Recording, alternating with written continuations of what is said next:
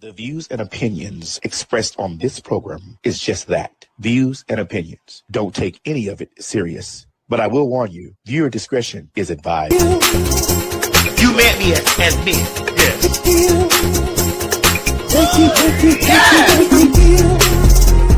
Bro, this hair looks delicious on you. Yes. It's 99J. Like, hold on, Craig. They might not yes. Keep coming to my door. Yes. Hello? Yes.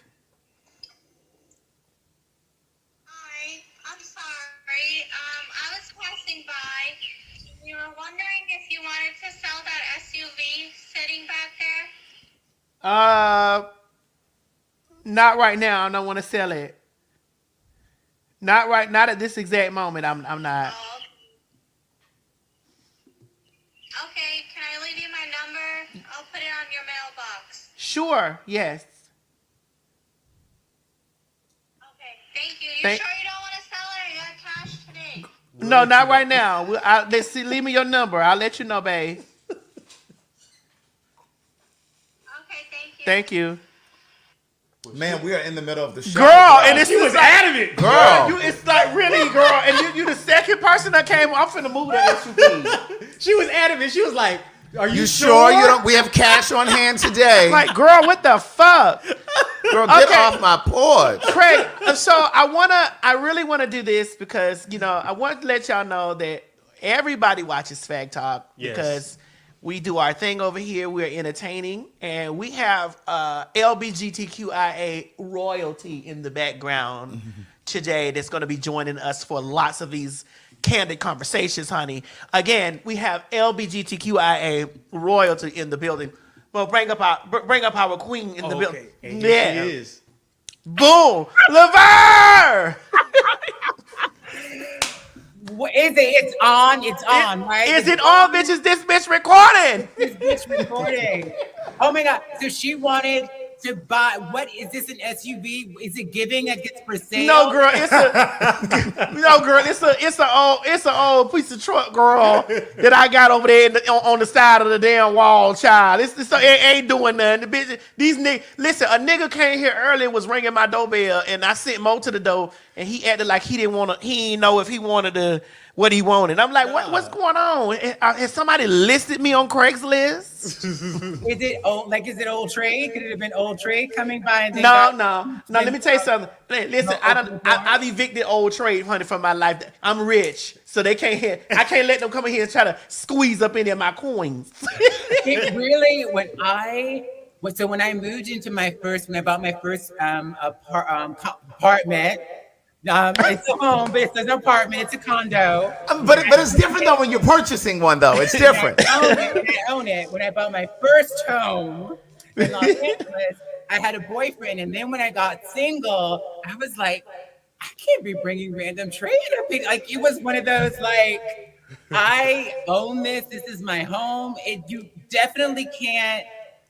Although I did have a moment. Can I tell you a story, like a brief story? But the last time I was single, so I broke up with the last boyfriend in 2019. And so, I was living my life, met this random trade on Tinder or something. Wait a minute. Let me find out you over there on Tinder, girl. Wait a minute now. This was years ago. I'm not on Tinder now. I met my boyfriend on Tinder. I've met my last two boyfriends on Tinder. Pull it down. So met this trade, and he was like a farmer girl. He was like farmer, and he was like 6'5", blonde, white man, body, fine. And so I was just kind of like, I invited him over, and it was like I hadn't been having random trade in, and he was a farmer, and he arrived dirty. Like he had come from work and he was farming. I was like, sweetie, this isn't gonna work. I had him stripped at the door, take all his clothes off, and I put him right in the shower. I have like a guest shower, like a guest bathroom. Oh, that's one. Oh, you ain't got no apartment. You got a condo. I have a condominium, yes. So I stripped the tray down and then put him in the shower. And then as I watched him clean himself, I gave him instructions, of course. But he was fine, girl. He was so Fine. Had no idea who I was. This is the kind of trait I like. But in my LA apartment, all my magazine covers are up on the wall, and there's posters of me. And then he's like, he comes in after the shower. He's looking around. He's in his towel, fine, body just fine. And he's like, "What do you do?" I was just like, "Oh, nothing." And he's like, "I'm magazine covers everywhere." "Oh, I'm just, nothing really." And he just was kind of like, he didn't care, girl. He was there for what he was there for. Right. So he didn't actually. But the gag, as he was leaving, and even though this was a jump off, I can't believe I'm telling you the story. Even though it was a jump off, I'm like, he was telling me, "Oh my God, my girlfriend just called." I'm like, why are you telling me this? Like, I don't need to know about your girlfriend. And like, anyway, so I got a question for you, Laverne, right? And I want to ask you because, you brought it up. So do you date white men? I do. I date every race of man. I've mostly dated white men. I know you guys have talked about this on the show because I watched. She's trying to set me up. I am. She's trying to set me up. And I want to say, I love that you've reclaimed PHAG. Yes. That your ministry is not mine. It's not my word to reclaim, but I live for your reclamation of PHAG. I don't say the word. But anyway, yes, I date. I'm 51 years old. I'll be 52. Bitch, you look good. Thank you. God. Bitch, you look good. Black melanin is everything. Anyway, and clean living, no drugs. I barely drink. Dad's son. Anyway, I'm 51 years old. At this point in my life, I have been on a date with, I've had sex with Black, white, Asian, Israeli, Jordanian, everybody except an Eskimo, Asian, like everybody, Persian. What race do you? I lived in New York most of my adult life, so I have slept with every race. I'm open to every race. You have to be fine, but I'm attracted to everybody. But there got to be a certain point where the treatment, and I was thinking a lot about this, but like every race of man will dog you out. Every race of man. And they have, and I've experienced it. I went through a phase, and this was when you move to New York. When I moved to New York in the 90s, I moved to New York in 1993. The Puerto Rican and Dominican men in New York City, I don't want to objectify, but they're really beautiful. They're beautiful, beautiful. Right.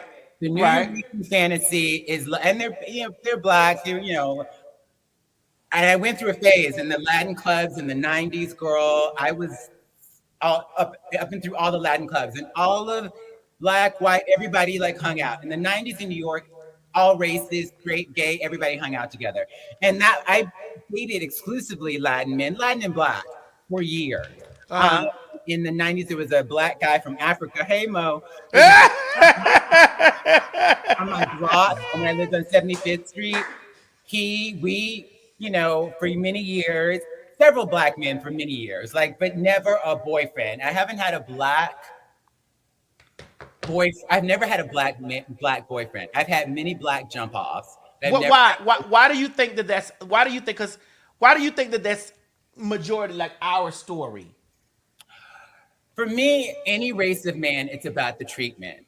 There, a jump off, even jump offs. I've gotten to a point in my life, even the jump offs, I had to let a lot of men of a lot of races go, because the treatment was not, even for a jump, even if we're connecting on Tinder and it was when I was single and it was just to be a jump off, you had to come correctly. You had to respect me. We had to meet in public. That cuts out more than half of them, 70, 80% of them. We had to meet in public. You had to be respectful. You couldn't come at me with sex. Even you had to come to me with a certain level of respect. And most men do not know how to do that, of all races. And fewer Black men and Latin men know how to do that, in my experience. What's she trying to say, Creed? I'm laughing at the comments. Go ahead. What's she trying to say, Creed? What she's saying is, in the lack of a better, y'all niggas don't know how to motherfucking act. Niggas don't know how to act sister. Like the ones who do though, but the ones who do get snapped up real quick. Like they usually have a girlfriend or a wife or something. You have to catch them. This is of all races. I've dated all races. But the last two black men, the last one, there was one, he was beautiful. And I was very interested in him. He was an MIT graduate. He had a master's degree. He was really smart. He was fine, body, smart, great conversation. And he ghosted me. And I would have dated him. But he ghosted. And then the next black guy in LA. LA trade. This is when I was, LA is a mess. LA is a mess. I don't see it. To say the least. It's a mess. LA. LA is a mess.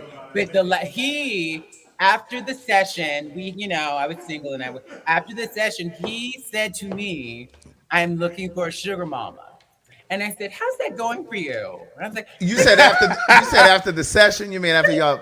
yeah, we're lying there naked, and he thought he turned it. It was good. It wasn't that good to me. I'm not a sugar mama. I'm sorry.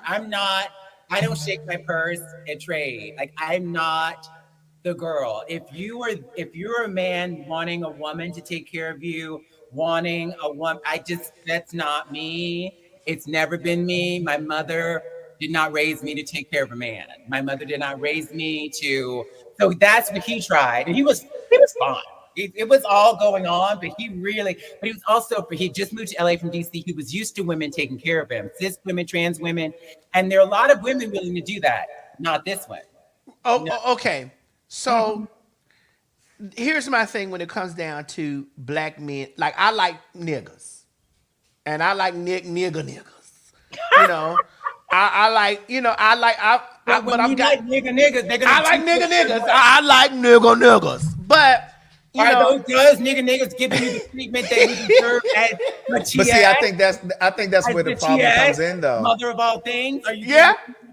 I think that's where the problem comes in, though, because a lot of women, whether they're trans or bio, often go for that particular guy, and you expect this man to be able to woo you and be sensitive and to be emotional. You're not going to get that from there. That's what I'm talking about. I like Africans too. You're not going to get that. Hey, no. I like Africans too, nigga. Mo, they niggas. They know about 419 more than the hood niggas do. But here's the thing. I think that I personally think, Laverne, that when we watched the last segment of this video where the guy was saying that men are emotionally attracted to other men, but they sleep with women. Mm-hmm. Did you see the video? I did not see the video. Play the video so Laverne can see. Play okay. it. There we go. Hey, look, check this out, man. And if it don't apply, let it fly. You niggas is mentally and emotionally gay. But you mask it with being sexually attractive to women. But on a mental and emotional level, when it comes to another man, your emotions is tied into a man. You know why? Because you care about what he think. You worried about who you can go hang with because you worry about what another man might got to say. You don't wear certain type of clothes that you want to wear because you worried about what another man got to say. But the stuff that you like that men disagree with, women like. And you know this. But because of what a man's opinion may appear of you mentally and emotionally gay men that are sexually attracted to women, you guys stay on the lower level and scared to elevate because you worried about a nigga that you love hating. Fellas, how long are y'all gonna be in the closet about your true sexuality? I'm starting to think the women was right all along. All he do was hang with the homies and whoa, yeah, ladies, y'all was absolutely right because he hang out with them niggas all day. They turn them on and he come out and home and fuck you. So I want to know what you think about it, Laverne, but also I wanted to know what you were saying when you said LA is a mess, because I got my LA stories too. But let her weigh in on this. With this conversation, I think he's right about everything, except I don't think straight men are attracted I don't think they're attracted to their homies, but they value the opinions of other men So much so that this is my experience too, that they value the opinions of other men more than their own emotional compass, what they desire. And a lot of men, I believe, they are attracted to women, but I don't think they like them. Well, that's what he was saying about being emotionally attracted to other men, but you're sexually attracted to a woman. Yeah, there's a lot of straight men are sexually attracted to women, want to have sex with women, but don't actually like women. I mean, don't actually like us in terms of an emotional connection. I mean, it's misogyny. Like a lot, I mean, they want to have sex with us, but they don't actually really like us. They don't value us. They value the opinions of men more. I think that's just patriarchy, misogyny. Yeah, I think I didn't hear any lies except I don't think they're physically attracted to the men. I think Yeah. You're right. Because when you say, because the way he's saying it and the way his delivery is coming off like he's saying that all men are gay. Right. And you know, I don't think is all he a men gay man? I don't think so. I don't. Here's the thing, and I say this all the time, and I know it's y'all hoes in the comments gonna stab me in my eye for this, but whatever. I don't think that all men are gay. I don't either. I don't think that all men are trans attracted. I don't either. But I think that if a dick gets hard, I knew it. I think that if a penis gets erect, Well, it will do what it needs to do to get soft. To do What what must be done. I mean, Mo, I know you're a man and you're gonna be over there saying, nah. I know, well, Craig, you're gay, but I know, you know, these things. But I truly believe but that if in my experience, this is, oh, girl, I don't want to tell too much of my business. Early in my transition, I met this guy. I was working at a coffee shop in Union Square in New York. Met this speaking of fine Puerto Rican man, and he was flirting with me and I was waitressing, he was flirting with me and flirting with another waitress. He waited for me to get off from work, blah, blah, blah. He knew the tea. This is early in the transition. He knew the tea, but he didn't want to see anything. You know what I mean? So it's like he saw this beautiful woman, and that's what he wanted to interact with, and he didn't want to interact with anything else. So what I would say to that, Maddie, is that like they have to be attracted to you. Like they have to be attracted to all of you, because sometimes they might see something that's gonna he was very much boom, and then like he went. Yeah, I mean, this is what I'm saying. Like, what I'm saying is, you don't know what happens in a situation. You just don't. Like, you know, and I really want people to stop putting this. To stop putting this. What it is I want to say, Craig. Stop putting an address on shit. Like if a person has an experience or if something happens or this, it now carries. Now this you're label. automatically, just because this happened does not mean that you're automatic. Like, I can only use me for an example. I can have sex with a woman today. I'm not gay. I'm not a lesbian. Yeah.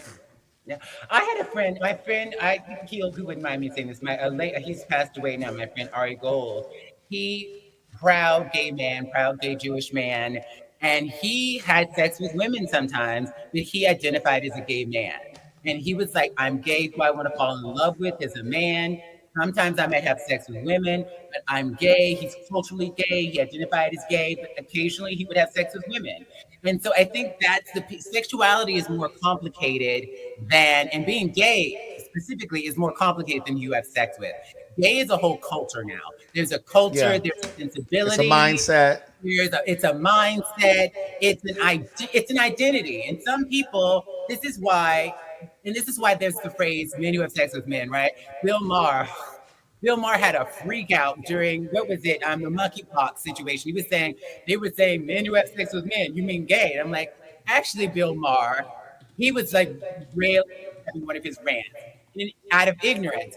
The phrase men who have sex with men has existed since the 80s because with the HIV crisis, the healthcare workers understood that there were many men who were having sex with other men, but who did not identify as gay, right? So just for health reasons, you want to use the phrase men who have sex with men so that you can give people the health outcomes that they need around HIV. And so that phrase is actually more accurate because gay is way more than who you have sex with. It's a culture, it's an identity, it's Cher, Madonna, hanging out in a certain neighborhood. And everybody doesn't do that. Obviously, I don't want to stereotype gay folks, but it's just more complicated than that. Well, when the supermarket sweep came through and gathered the girls up and put them in the checkout basket or whatever, well, why is you cackling, bitch? It's your analogy. And because this is what you got to know.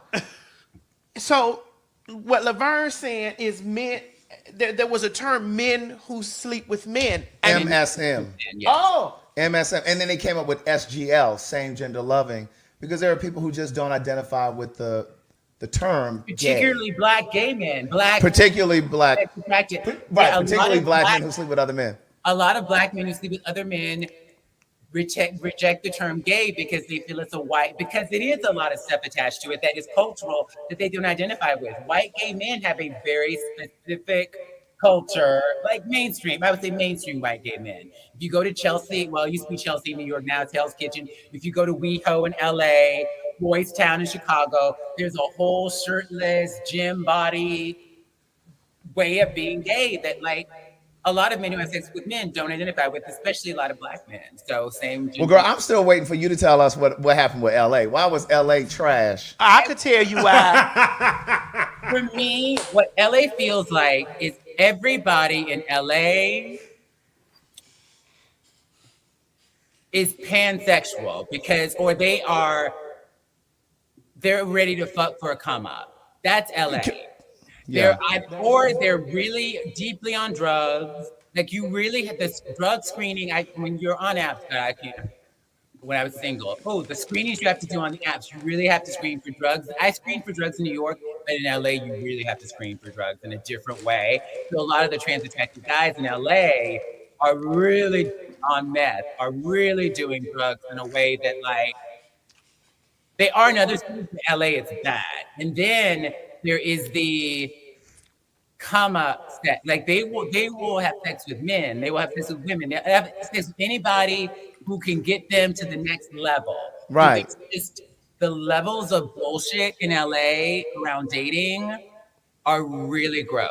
It's just really, it's a lot. And here's the thing, that whole meth thing, it's becoming big in the Black gay culture too. It's not just white gay men. Oh yeah. The Black gays are really getting on that meth.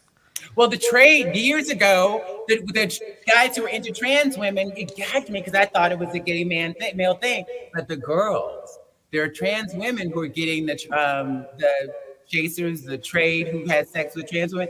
The girls are getting the trade into. I met this guy on Long Island Railroad years ago, and I was feeling kind. I can say kind here. I was feeling kind. I was on the Long Island Railroad. This guy asked for my number. He knew the T, and then we're texting. He was like, "Are you into Tina?" This was years ago. This is 2000. Oh! He was like, "Are you into Tina?" I had no idea what he meant. You mean Turner? As in Turner, what's love got to do with it? I had no idea. And so I literally texted a friend. I was like, this guy's asking me if I'm into Tina. She's like, girl, Crystal. And I was like, the trade is into Crystal now too, girl. I was like, the girls are getting trade into the Crystal though. You took us back to New York. Before we go deep, Laverne, you said because I'm ready to go deep. Said, Laverne, do you have maybe some earbuds or something you can put it? Because people in the comments are saying that there's an echo on your side. So I do. Yeah, so I think that they're hearing your speaker. Okay, give me a second. I love her gloves, honey. She can't listen. She was working earlier, and she said, "Bitch, I got to slide through." This is my. I got to slide. She was, she was working, honey. She said, "Bitch, I got to slide through and get the girl. I need to come through because, bitch, the fam taught me." I love you, Maddie, so much. I know. I love you too. Listen, what y'all don't know, one night, and I'm only gonna say the surface. One night, after the Beyonce thing, me and Laverne hung out in LA. Right? Was it LA? We hung out in LA. Yeah. We was out in LA. We was out all night. Bitch, we was out all night. Like With we Miss had Mary. with Miss Mary. We had such a very, very, very good night. Like it was a really good night. It was. It was epic. It was Must have been epic. nice. It was a To good night. experience- If you have the pleasure of experiencing Maddie, Maddie is Maddie all the time. She's Maddie all the time. If you have the pleasure of experiencing her interact with a server or with just like random fans, it's a southern charm. There's a way she flirts. There's a way she asks a question. It's such a key. Bitch, you are a key. I live for you. Listen, we had such a good night. I mean, the night was so the night was so good because it was Beyonce, and then we left Beyonce and we just went to eat. We were in black cars riding around, honey. We was with the guys and all that type of shit. It was a good night. And one thing I'm gonna always be is myself. And shit, Laverne herself. What I did learn about Laverne that night was I learned that Laverne is very much so. Laverne, you are television through and through, bitch. Ain't no question about it. Laverne TV through and through. What does that mean? What does that mean? Those people came up there for her fans, and the fans came up there to see her. I was like, girl, she finna hit them with a Whitney Houston. I'm eating. I mean, it's like, great. You remember off of Bobby and Whitney show? She said, I'm eating. Girl, I wanted to fall out and scream. Is that what you said, Laverne? I'm eating. I'm sure I did. I mean, like, you want a photo of me with the food like hanging out of my mouth? Can I I'm eating. Like, I'm very into when I'm with my friends or when I'm hanging out, I want to be with the people I'm with. And for me, when I start taking photos, and I think it's because I've done a lot of meet and greets and a lot of whatever, when I start taking photos with strangers or fans, it feels like I'm working. So, yeah.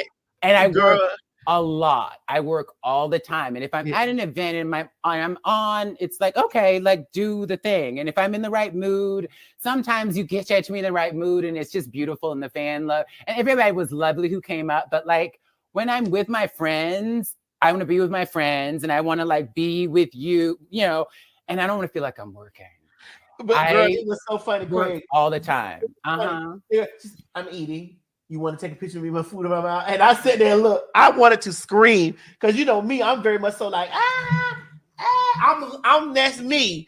And Laverne's like, I'm eating. Girl, I could have crazy. I used to be that way. I used to be that way in the beginning. And then Orange on 2013 and 2014, Orange is the New Black was really popular because I couldn't walk down the street, girl. There was a minute with when Orange was really popular all over the world, where it got crazy and it got scary. People were running up on me in New York, like literally running up on me. I'm like, do you understand I'm a Black trans? People have been running up on me my whole life. You can't be running up on me on 14th Street. And that's traumatizing. So there was a little residual trauma. I'm very like, before I was famous, I only talked to strangers if they were cute guys.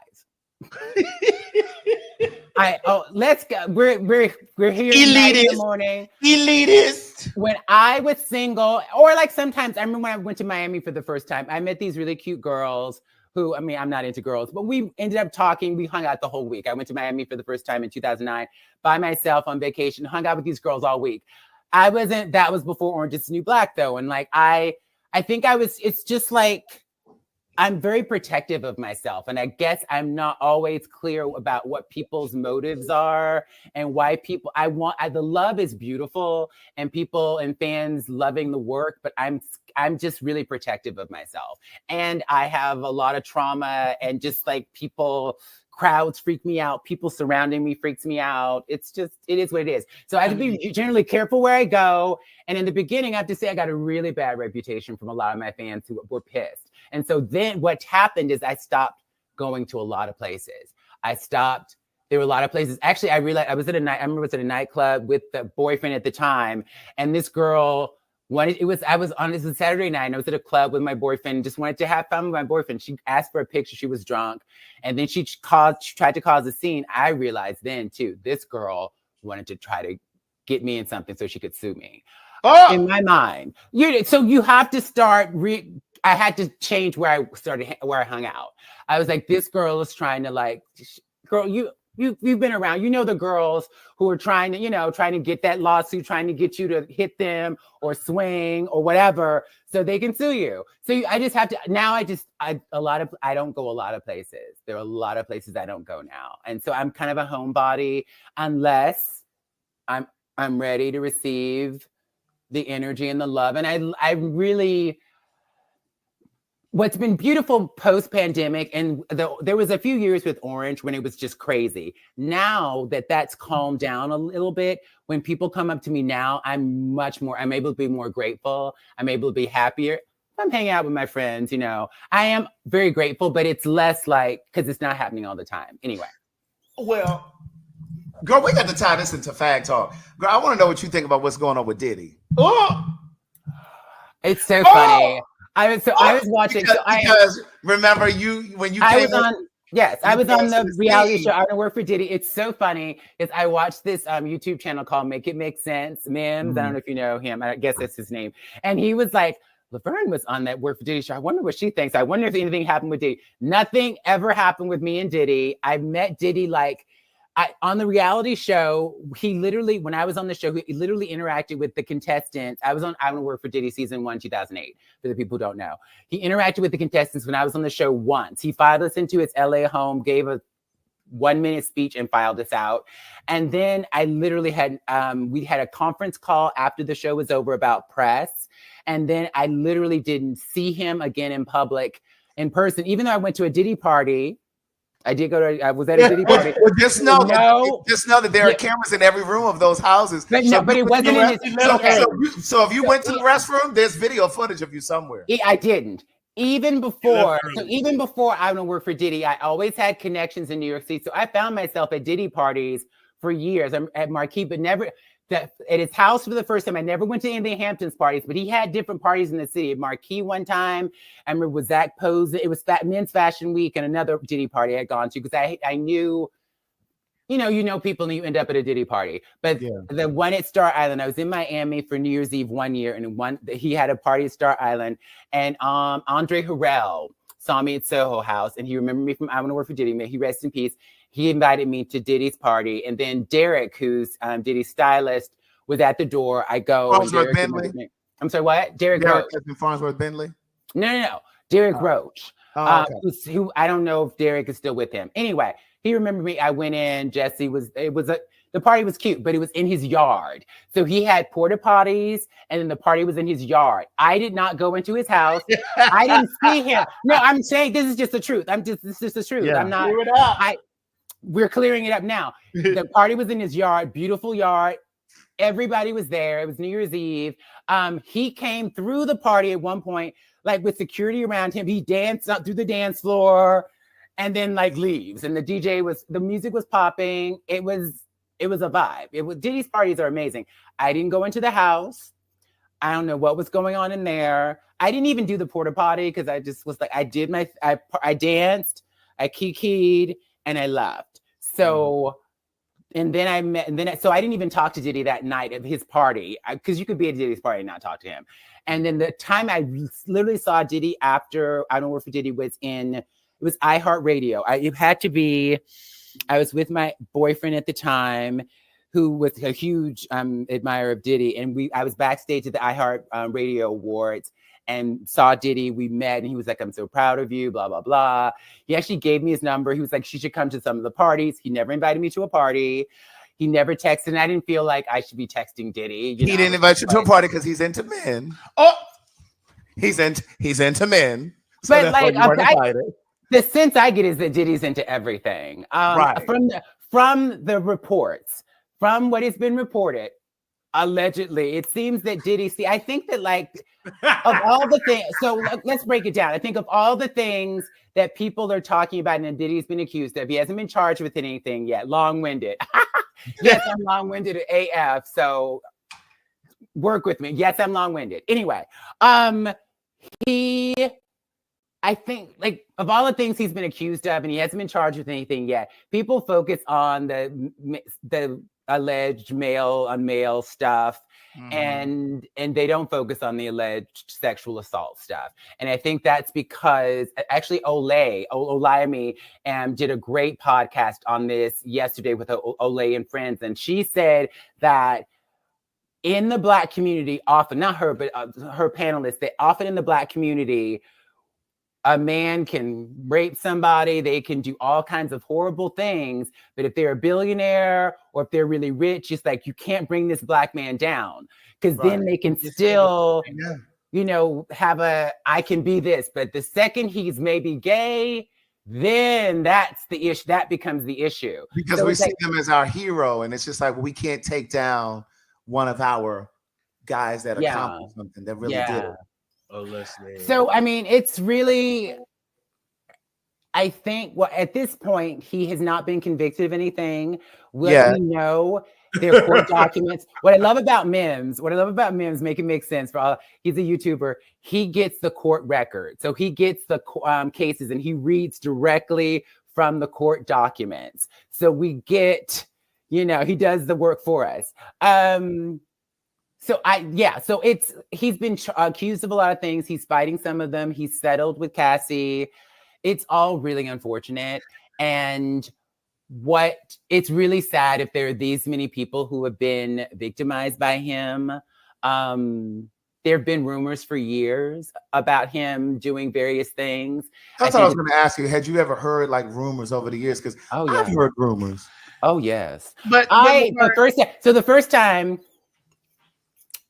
time so in 2008, right after I want to work for Diddy, I did my first HBO show, Bored to Death, and I was on the pilot. And someone in the crew, because like you could probably Google who the person was. So trying to like be discreet. Someone on the crew was like, "Oh, you just did I want to work for Diddy." She used to work for Diddy, and allegedly, this was 2008. She says she walked in on Diddy. She described allegedly. She described something that Jaguar Wright described. Remember the Jaguar Wright story where she says she walked in? Did you know the story? This woman in 2008 described the same thing. I told a story right here in 2007 when I did my stage play here in Atlanta. Someone that was working with me on the stage play was invited to the Swiss Hotel. This is when the Swiss Hotel existed, right there in the same parking lot with Lenox Mall. And he came into the hotel room. Diddy was on the couch with one or two other guys. They were all in bathrobes. And he saw 2 or 3 guys go from the bedroom to the bathroom and then back. And they were also in bathrobes. And Diddy said to my friend, "Come on in, join the party." My friend is a heterosexual man. And he said, "Come on in, join the party." He said, "Oh, no, I'm good." And he left. That was in 2007. Okay. So this is my thing, right? What makes them, because Laverne, you're deeper in Hollywood than me.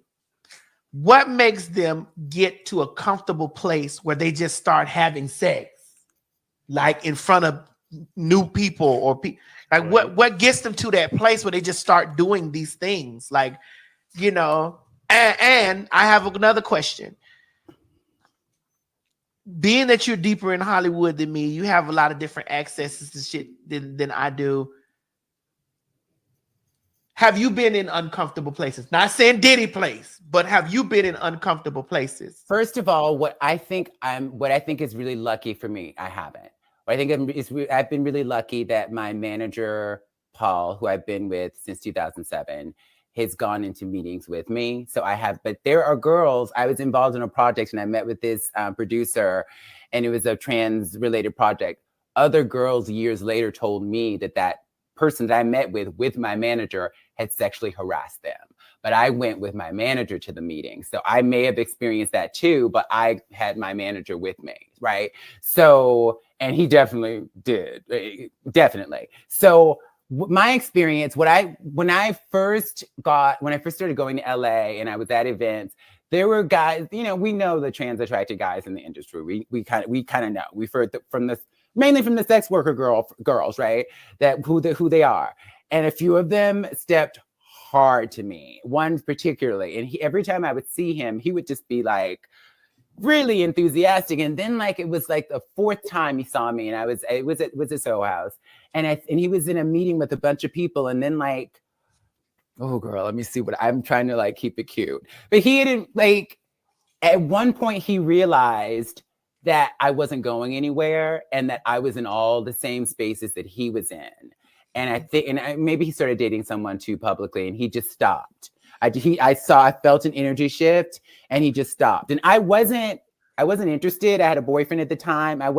But he was throwing it. And he's someone I know has dealt with the girls before. Like I know for sure, because I know the tea. But my experience though is a lot of times the guys who we know have been with the girls run the other way when they see me. They're very uncomfortable with us with me. This is what I'm feeling. They're uncomfortable with us in the same rooms with them because they're afraid, or they know we know their tea. And they don't want their tea, they don't want the worlds to collide. A lot of the ways that these men in Hollywood, for the most part, interact with us is through sex work. So they can hire their sex worker. If she's smart, she keeps her mouth shut, so she keeps the coins coming in. And so they have that. But then what's gagged me is that a few sex worker friends of mine, the famous clients, have asked about me. They're like, do you know Laverne Cox? And she's like, yeah. And they're like, can you hook us up? And they were like, well, she's not a sex worker. But men that I've met, and men who I thought was flirting with me, I've learned what I learned from this, because there was a few different times where I was like, is he flirting with me? I was like, no, he's just being really friendly. They were flirting, because they then went to the sex worker girls and were like, can you hook me up with Laverne? So I have a question for you. So you said you went to a business meeting with your manager, and you found out later that person had harassed or sexually harassed other trans women. Correct. Have we, the general public, heard anything about that? Have any cases? Not this, this person wasn't famous enough. He was like a producer, executive, whatever. Okay. Because the reason I was asking is because we hear all of these stories, like in the case of R. Kelly, in the case of Bill Cosby, now in the case of Puffy. All of these people are coming forward who were like, oh yeah, that's been happening for years. I guess my question is, at what point do we accept some sort of moral or social responsibility to speak up when it happens, instead of waiting 10, 15 years down the line? And then when somebody comes forward, now everybody want to come and say, oh yeah, well, I heard about that back then. Well, I think it's about power. I think it's about power. I mean, I think when we think of the Harvey Weinsteins, the Bill Cosbys, the alleged Diddy, he hasn't been convicted of anything. These are really powerful people. If you think about, I mean, the Bill Cosby moment, I will never forget Wendy Williams talking about, she exposed in the early 90s, she talked about Bill Cosby having done right, you know. And I'm just saying, because I just think that if enough people said something 15 years ago, then maybe Bill couldn't have gone as long as he did. Do you know what Bill did to Wendy? He called the radio station and tried to have her fired. So when anybody, for a while, they were so powerful. This is pre-Me Too. These men, Harvey Weinstein, these are powerful men who will get you fired, who will ruin your life and career if you say anything. Mm-hmm. There was a whole period where you couldn't say anything, or you would be done. So that's what we have to understand, that this is about power. And when Maddie was like, what makes them comfortable with just doing it out in the open? They don't feel like there's going to be any consequences because they have money, because they have power. They're probably on drugs too, right? Allegedly, with the Diddy thing, there was a lot of drugs involved. Allegedly, all this is alleged, and it's weird talking about this publicly, but I feel so comfortable with you, Maddie. And well, here's the thing. You know, I'm not going.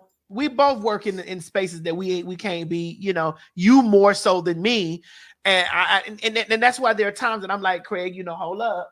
You know, but Craig be like, girl, I'll be like, hold on. Because I will say, Diddy has not been charged with anything. Right, there have been a lot of accusations. He hasn't been charged or convicted of anything at this point. So I think it's always important to say that. And rumors are just rumors but I do think there's something about whenever there's sexual assault involved, it's rarely about sex. It's usually about power. Yeah. And when powerful men Usually men, but there's stories of powerful women too, also harassing people, sexually assaulting people. It's about this power dynamic. And I think a lot of trauma and people not holding themselves accountable. I think when a lot of what I think about is I've become more famous and more privileged, that I have to interrogate that I have to have moments with myself where it's like, what's my 50% of this? What is my responsibility to the people working with me? What kind of work environments am I creating so that everybody feels safe? Am I getting drunk on my ego and power and constantly asking myself questions and being self-aware and accountable to myself and the people with whom I work? And I think like, if you're not sober, it's harder to do all that, right? But then some people get power, get money, especially in young ages. I think, Diddy, started Bad Boy when he was in his 20s. Getting power and fame really young, and you haven't developed yourself, you may still be in some trauma from childhood where you were denied something and you think you need to have access to everybody, right? And have access to anything because you're rich, because you are who you are, without any critical. So I think it's a lot of stuff going on with all that. And I think we all have to ask myself, I have to constantly ask myself, am I being accountable? What's my 50%? Because it can't just be everybody else's fault, right? What part have I played in this, right? It's like, I'm not into blaming the victim. I think it's 50% is like, what's my part in it? And then there's systemic things too.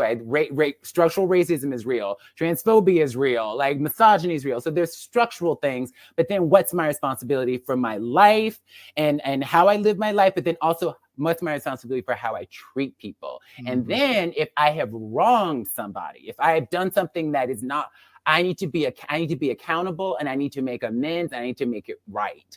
And a lot of people I don't see a lot of people in Hollywood. There's so much ego involved.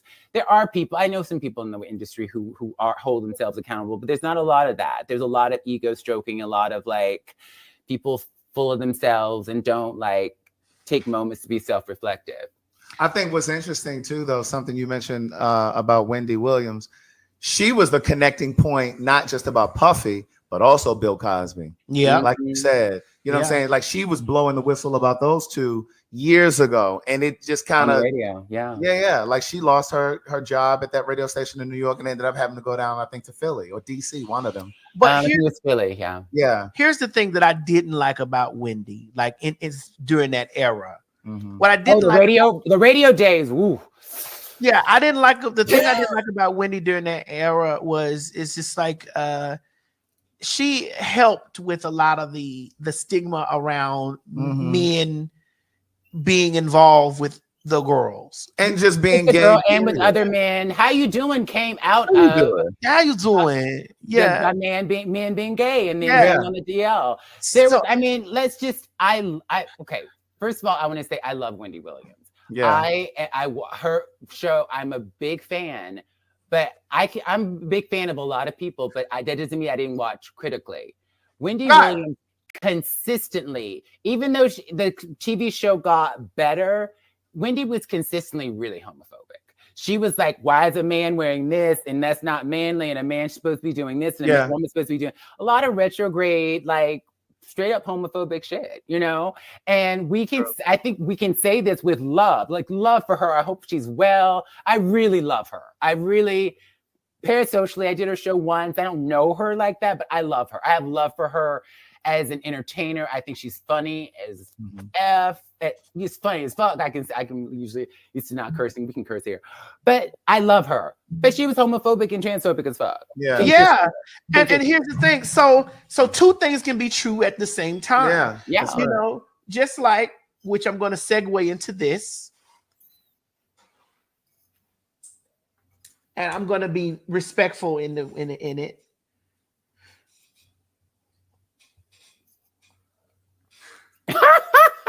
I love Matt. I love that. I love it when you're like, okay. Yeah, because I know here's the thing, Laverne. I know we reckless.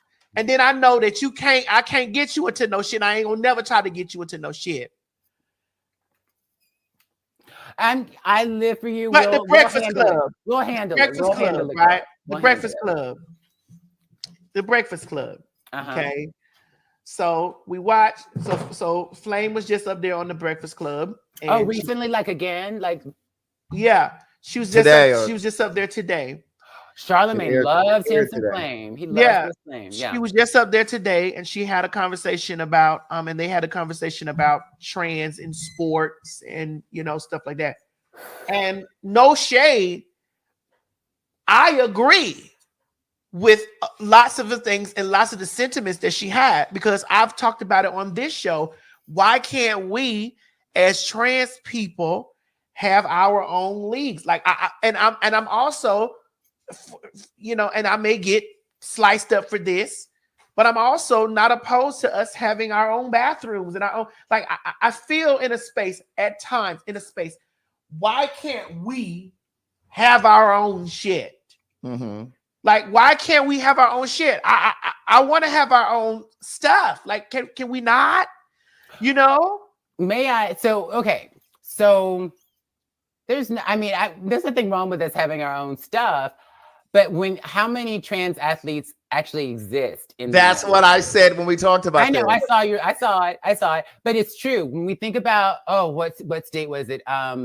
Fisher Wells was, I think, Kentucky.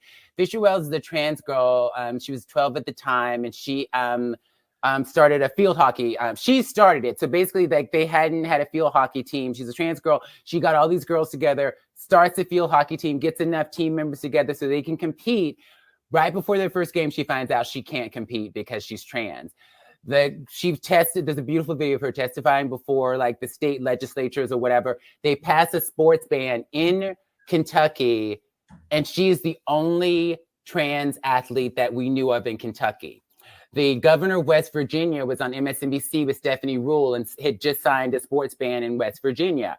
And he said, we have to be fair and we don't want anyone taking advantage of things. And then Stephanie Rule was like, do you have any examples? And people taking advantage of and pretending to be trans in the state of West Virginia? He said, no, he didn't know of any trans athletes in West Virginia.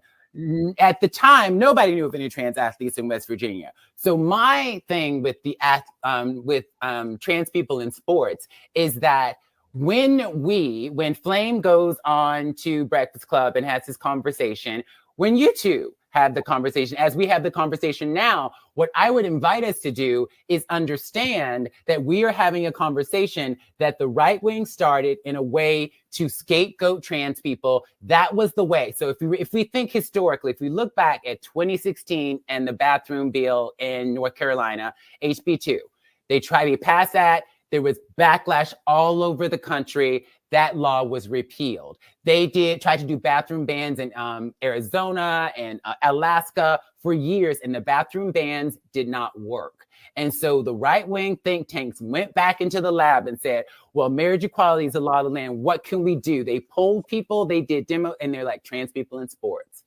People aren't going to think that's fair. Let's go that route.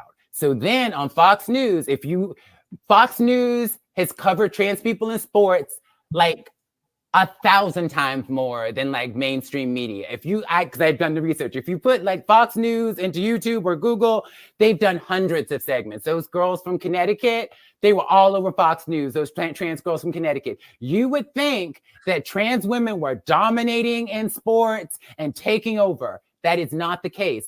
The one or two times that trans women have actually won, those stories are amplified to such an extent, particularly in the right wing, but everywhere, that seems like this isn't fair. And they're like, fairness is important. And so they made it an issue. So to scapegoat. And then that was the gateway. That was the Trojan horse. And now we have bans on gender affirming care. Now 24 states have sports bans for trans youth, and 23 states have bans on gender affirming care for young people. That sports was the gateway. So I think it's important when we have the sports conversation to understand that we're having a conversation on the terms of our oppressors. The reality is that there are not enough trans people in sports to start our own league or that when we're not taking over women's sports. That is a talking point of right-wing conservatives that they've roped everybody into. And they do an amazing job, not just with trans issues, but with every issue of setting the agenda. Critical race theory. All of a sudden, everybody's talking about critical race theory. And so we, as media consumers, have to really think critically and say, why are we having this? Why are we talking about trans people in sports? There's not that many of us. It is a concerted effort to escape. Literally, they did focus groups, Alliance Defending Freedom, Heritage Foundation, all these right-wing think tanks. They're organized, they're well-funded, they get the talking points out. All this anti-trans legislation, they get it directly from Alliance Defending Freedom and just change the names. Literally, the legislation comes straight from these think tanks and from these right-wing groups, and they put it in and they lobby the legislatures, pay them off. They pass these and put these bills into law, and they have enough Republicans in the state assemblies, the Senate, and Republican governors who sign them. And even when Republicans and Democratic governors veto it, they have enough people to override these things. So for me, the trans people in sports, I think Chris Mosier is actually a trans athlete, a trans man, and not concerned about trans men. I think he's better equipped to have the conversation about trans people in sports. I think we can look at data. But I think when the second we start going into the data and the fairness and all that stuff, then we're having the conversation on their terms. And then I would also say, if you are so concerned, and I said this before, if you're so concerned about trans women having an unfair advantage, let trans children have access to gender affirming care. Because if you don't, the only advantage happens at puberty. If trans kids are allowed to, under the supervision of a doctor, and the American Medical Association, American Academy of Pediatrics, the Endocrine Society all say that gender affirming care for young people, when monitored by a doctor, including therapy, is safe. If we let trans kids transition and get access to puberty blockers, if it's appropriate for them and their doctor says it's okay, then there is no unfair advantage. I hear you, and I agree with everything. So they're banning gender affirming care for kids and sports at the same time. Yeah. Anyway, that was long-winded, but hopefully you were with me and you feel me. Yeah. Because Flav was also in the comments. I posted it there. I was going to say, what do you all think about, say, because Flav said the WNBA started small, the special needs competition started small. What do you say about that? Because maybe if the internet or organization put it out there saying, hey, we're starting a trans league of whatever sport, do you think more trans identified people will come out to participate? Maybe. I mean, I'm not opposed to trans people starting their own sports league. Yeah, but I think we need to be critical of why. I don't have a problem with that, but I think we need to be critical of why this is such a big part of the conversation. This is not an agenda that trans people started. This is an agenda that's my only thing. And then I would also say, and one other thing I would say, I think that's really important are the same arguments that they use against trans women in sports, they use against Black women in sports. Historically, they said that like Black women's joints are different. They have unfair testosterone advantages. Parents are going to, there was a story in, I forget what state it was in. A grandfather went to a soccer match and said, why is that boy playing on this sports team? It was a non-trans girl. She had just cut her hair short. And so now people are accusing non-trans women of being trans because we have these transvestigators who thinks everybody's trans. And so then what's happening is that the bodies of non-trans women are being policed. Are you too masculine? Then they're like, some of the sports fans, they want to like do genital checks. They want to do DNA checks on all the women competing. So then this actually like puts all women in sports in invasive spots. And then it's consistent with a history of Black women being singled out and being told that they're too masculine. When the second we start this policing of womanhood, there's only one kind of woman you can be, right? There's only one kind of woman, and it's never been Black women. Never. And we already see it when we look at the Williams sisters, we look at Caster Semenya, we look at Black women in sports already. So it's just a complicated issue that I think that like, I'm not opposed to us having our own leagues. I'm not opposed to any of that, but I think we should be aware that like they're making all this stink about maybe less than 100 people, maybe less than 60 people that exist in this country, adults and children. I do agree. I agree with what you were saying. I do think that when we talk about the people that this is actually happening to, but I do agree with what you're saying though, because we only see the cases where it's amplified in those instances where a trans person, where a trans athlete actually won. It's not happening as often as they make it seem. But in the instances where it is happening, would you say, because you were talking about what is it, HRT and when it should begin? Do you think that that matters though? Like if I was a young trans person, I think it does.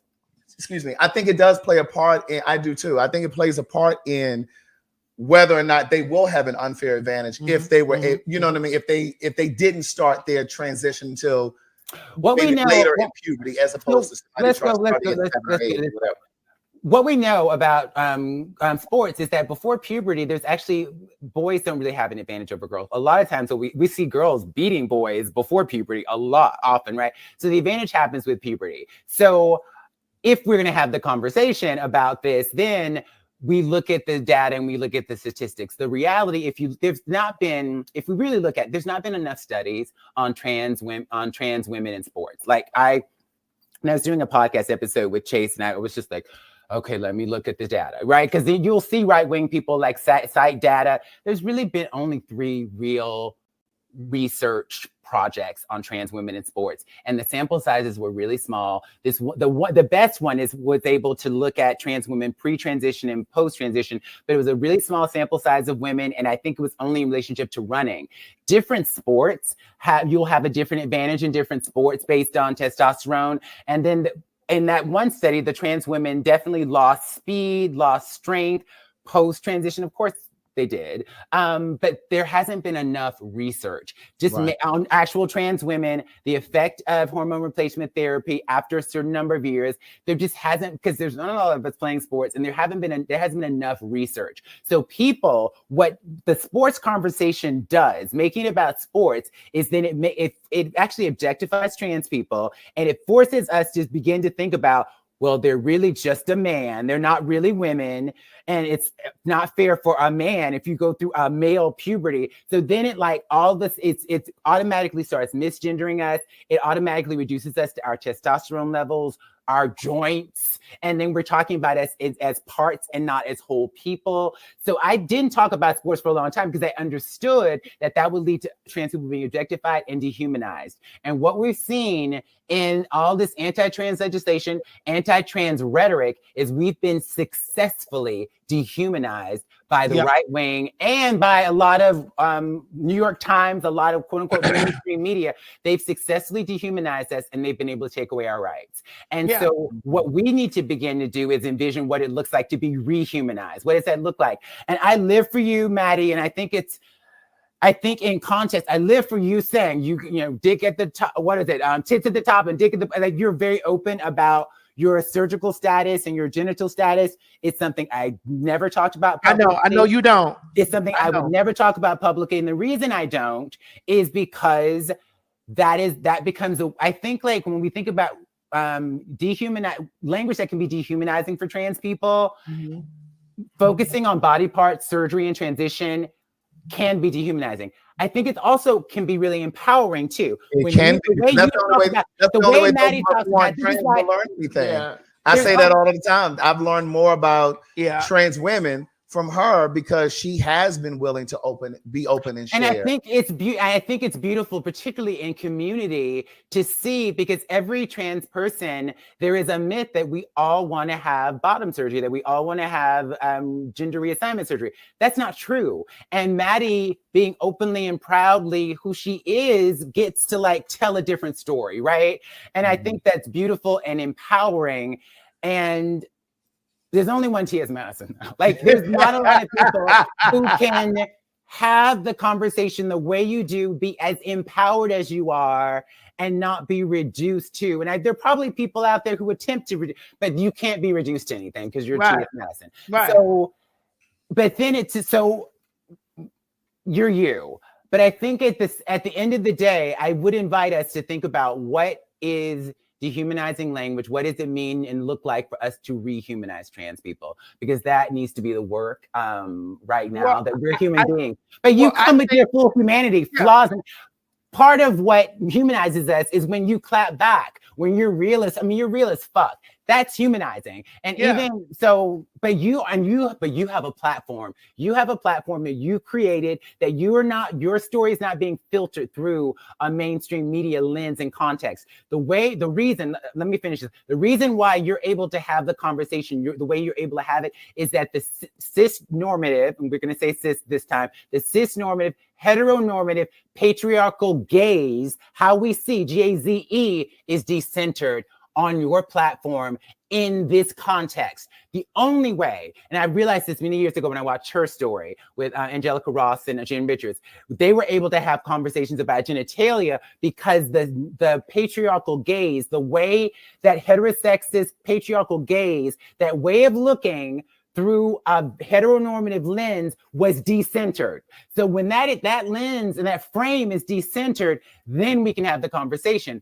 This is your platform. We're not looking, you are the center of this platform. This is you, your lens is foregrounded. And so you can have this conversation in this context in your way. If this was filtered through a cisgender filmmaker or even a talk show host interviewing you, it could be a very different thing. Okay. Yeah, but and I get it. And I think this is why it's important for all of us to, well, for the public, to make sure that they don't take the words and the language of one person in specific and just be like, okay, well, this is how it all works. Because, you know, like I said earlier, in instances when Flame was having that conversation on the Breakfast Club, I was in agreement, you know, but we, you know, and talking to you, listening to the statistics on it, because I'm not into sports. I don't care anything about sports. I don't even go to. Me neither, girl. I watch tennis. I love my tennis. So I love tennis. That's it. I don't play, but I watch. But to that point, you know, you said you were in agreement with a lot of what Flame said on that Breakfast Club interview, and I too. But then there are people who may be trans who may not agree. And we spend a lot of time on this show talking about we're not a monolith. Yeah. And we may be able to slide on over to the them and they thing from the show last week. Yeah. But we spent a lot of time saying that as a Black gay man, we're not a monolith. My views are not going to be the same as every Black gay man moving around. Same for you. You two are both Black trans women, but your experiences are going to be different. Absolutely. But I think that sometimes, even though we spend a lot of time saying we're not a monolith and people aren't expected to be, we say that, but I think people are expected to be, because this whole Unfortunately, a lot of people don't know trans people personally, and then they will make I see it all the time on the internet. I'm all over the internet. I see people making blanket statements about trans people all the time. When there's a lot of different kinds of trans people who are visible, who are not doing the things like that they're accusing trans people of doing. Tons of us who have public platforms, but then they'll like see one messy girl, and I think we have the right to be messy. I think we have the right to be cringe. There's a bunch of non-trans people out there, messy, cringe, ratchet. We should be able to be all the things, right, as a trans people. But then they'll take one trans person and say we're all like that, and it's just kind of like, but you don't do that. And honestly, that happens with Black people. That happens with immigrants. It happens to everybody except straight white men. So it's not fair, and it shouldn't be. And I'm always thinking about, like, is this going to represent my community in a bad way? Especially like when it's the 10th anniversary of the Time Magazine thing this year. Especially being on the cover of Time Magazine, so many of the choices I've made over the years are like, I cannot ruin this for my community, right? Because so I've thought a lot about that. I've been allowing myself to be more free over the years and more authentic. And for years, I wouldn't have been on a bikini on Instagram, for example. And I let myself do that. And I'm like, we're having this conversation. So we can't be expected to hold up the mantle for the entire community. The answer is more representation. The answer is more of us with the platform, who are gonna, and your audience, Maddie, is really they love you, and it's a specific audience that I may not appeal to, and another trans person might not appeal to, but like we should be everywhere, and we should there should be more of us everywhere.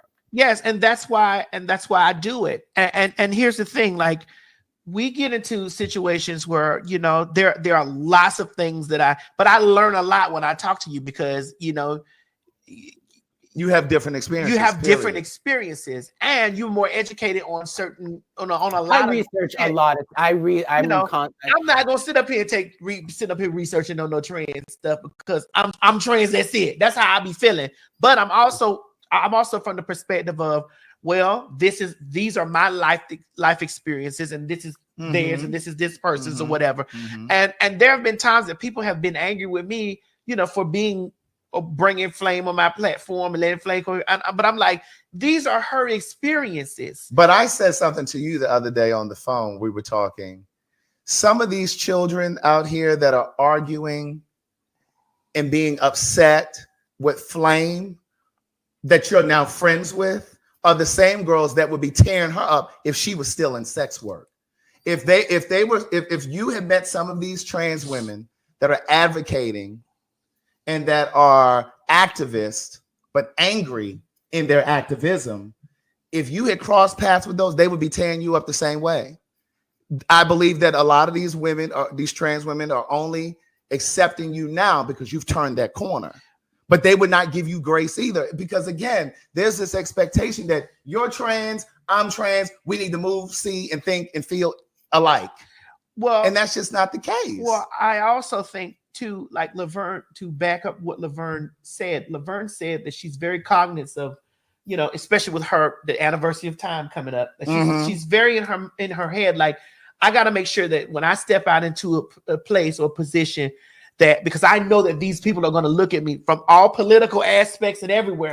They're going to look at me from the perspective of this is the representation. Correct. When there are many facets of us. Many facets of us. And so, yes, I am one representation of the girls. I'm a big voice for the girls. I've been saying that since I've had a public platform, but you can say it till the cows come home, but that doesn't mean that people aren't making you into that and aren't like looking at the other voices and trying to bring them in.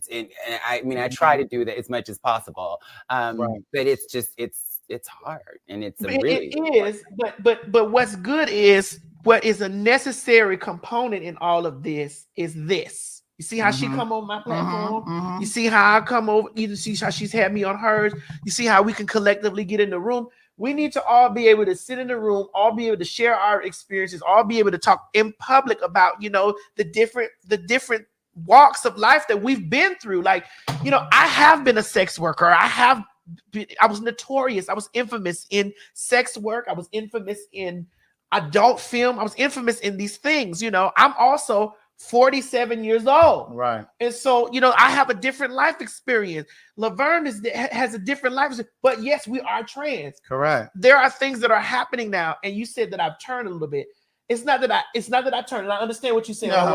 You said I turned a little bit. I also started to get the revelation and understanding, like, lots of people are listening to me. Correct. And so it's important for me to understand that I, in the public, am a representation of a community of people that are voiceless. And so therefore, even though I may not be in total agreement, because I'm not in total agreement with everything, because I'm to a space right now, Laverne, I don't understand heavily all the non-binary stuff. I don't understand it. However, I'm not telling you. I know you're not. Go ahead. I just want to say this. No, okay. However, I make it my business and my duty to try and respect or try to hear what they're saying and try to be like, okay, well, man, you know, I don't have a full understanding of the things, but what I'm going to do is I'm going to apply my respectability policy that I have as a human being and respect. I've been in hot water before, and now I'm listening to you saying, like, we've all been in hot water. It's as careful as I've been in hot water. Right. Like, because there's always going to be somebody that's not going to agree with what you say. But here's the thing that I do want to say to what you just said. Now, see, from my vantage point, I am offering respect to non-binary people. I just don't agree. Okay. What is it that you don't agree with? I remember this episode. What is it that you don't agree with? What is that? That I'm not being respectful because I'm opting to call a non-binary person their name as opposed trying to make sure that I'm saying them or they, because I don't want to run the risk of if you present as male to me. Case in point, there was a non-binary person who came to the show the other day. Name is Marcus. That's a male name typically, right? Yes. And I like Marcus. I do too. And when I looked at Marcus, because I'm gonna help you. Go ahead. When I looked at Marcus, I thought Marcus was a woman. I thought Marcus was a she. I did too. But what I did was I allowed Marcus to tell me that they were a they. And then, I knew how to have a conversation with Marcus and say, and respectfully say they and them to Marcus. Correct. And Marcus came to me and said, I love you too, Craig. And I'm one of them. I'm a them and they. He's on the episode. Right. Based on the episode. Right. Marcus said, and I'm okay with you calling me my name, but you're probably not going to remember. And here we are almost a week later, and I remember Marcus's name. Right. So I'm just saying, it's not that I don't respect Marcus or people like Marcus. I'm just saying, for me, I would rather just say your name. But just because I'm choosing to say your name as opposed to conforming, if you will, to what everybody else thinks I should say and do, just to be politically correct. Well, what Marcus thinks you should say or do. Right. Marcus out of respect. What Maddie was saying with respect, when we respect people, we actually do honor their pronouns. Can I tell you? So I had when they them really began to emerge, I had a lot of difficulties with they them as well. And this was this was maybe 10 years ago, eight to 10 years ago, right? And I started transitioning in 1998. 51 years old. And I've even, know about, what is it? Neo-pronouns. I've known about neo-pronouns for a while, but I was having difficulty with they and them. And I met someone who I just, as a friend, just began to have a tremendous amount of love for. They are just an incredibly beautiful person, so beautiful soul, brilliant, so smart. And they use they and them pronouns. And I was just like, I love this person and I need to get this right because I see them and I understand that they want to be seen. And then they expressed to me how hurt they were when a childhood friend couldn't get the pronouns right. And I was just like, I need to get this right. And so I got it right. And then I also was, we always are reminded that we always use they in a singular way when we don't know someone's gender. Somebody called yesterday, oh, who were they? We use they in a singular way already. So we already do it. It is an adjustment for sure. But what I've come to understand is that it's an adjustment I want to make out of love for my non-binary siblings and the love that I had too. And maybe it's a different experience too. Before I medically transitioned, when I started wearing makeup in high school and girls' clothes in high school. Not dresses yet because I was scared, but I was very androgynous, or what we would call non-binary or gender non-conforming in high school and in college. So in high school and college, I had a shaved head, drawn on eyebrows, lashes every day, beat face, a skirt. It was giving, a little Grace Jones, a little, I was very gender non-conforming for many, many years before I medically transitioned. I was in denial about being a trans woman. I had a lot of trauma around it, blah, blah, blah. I've been in therapy and I'm who I am now and I'm grateful.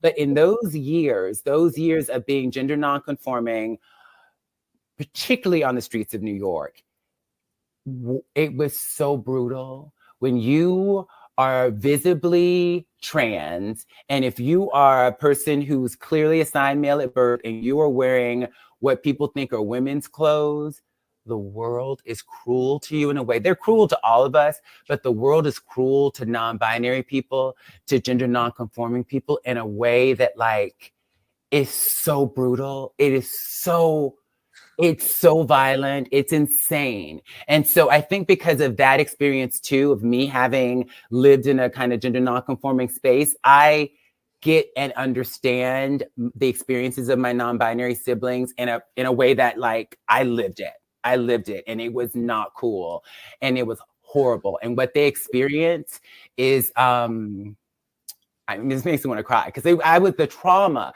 You know how it is for the girls when they spook, right? But when we've been on moans for a minute, even, you know, people usually, you know, spook my tea. I'm from New York, so we say spook or clock or whatever.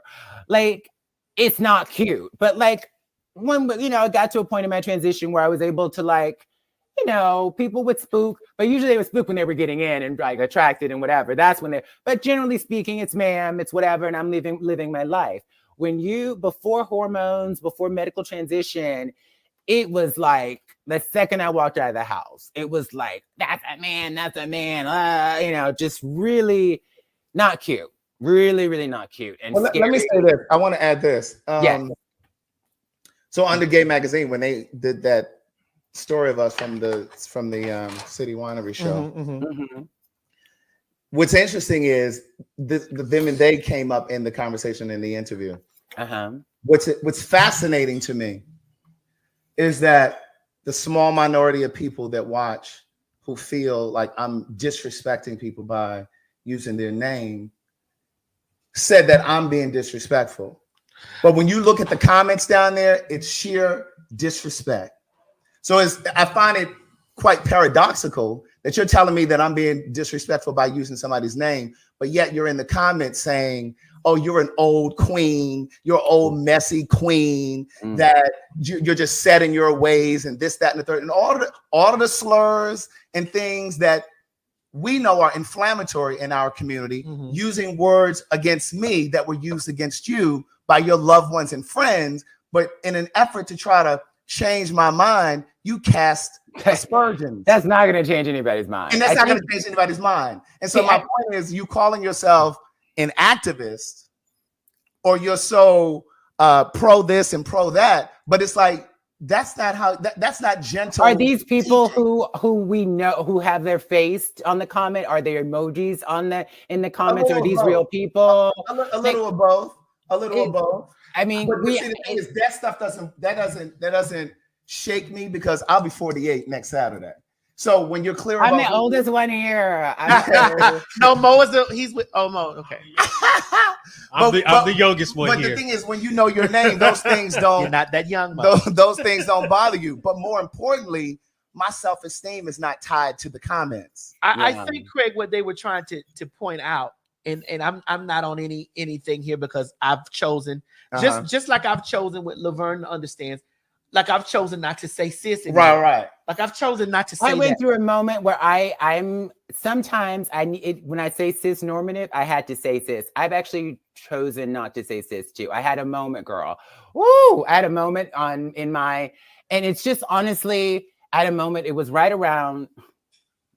We want to bring her up. It was around the moment when Jess had her period comment, menstrual cycle comment, you know, that went viral, and I did some, when I went live to talk about that, I was talking about that as a distraction, that like there's all these things happening with trans people right now, and then when trans people come up, it's in the context of what Jess said, and that's a distraction. People did not want to hear it. In my on my page, a lot of Black women apparently were just, they were hung up on cis. They were hung up on what Jess said. And I was just like, this is a distraction. And after those 2 days, I was just like, I can say non-transgender. Before I adopted cis, I said non-trans woman or non-trans man. And the point of cis has been around forever. But the point of that is to like, because biologically, we're all sort of different things, real women. The point of that language is to not stigmatize trans womanhood and to decenter non-trans women, right? We're all women, but people have used it to cry discrimination, to say that they're somehow being discriminated against and that it's a slur. And I understand. I think it's ridiculous. I think it's BS. However, if someone is not going to be able to hear my message because they get hung up on a word that's not serving me. So I'm willing to let that, I can say non-transgender, I can let that word go so we can get to the right. Shit. Yes. Yeah. Yeah. Because I do want to know this because of all of the discrimination and all of the hate that's going on.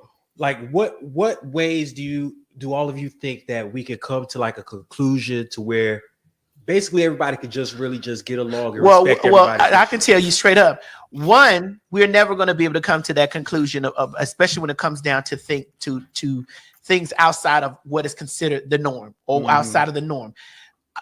We are abnormal to normal folks, even with all the education and all the the stuff out there that people can learn. We're still outside of the norm bubble, and we're still them over there.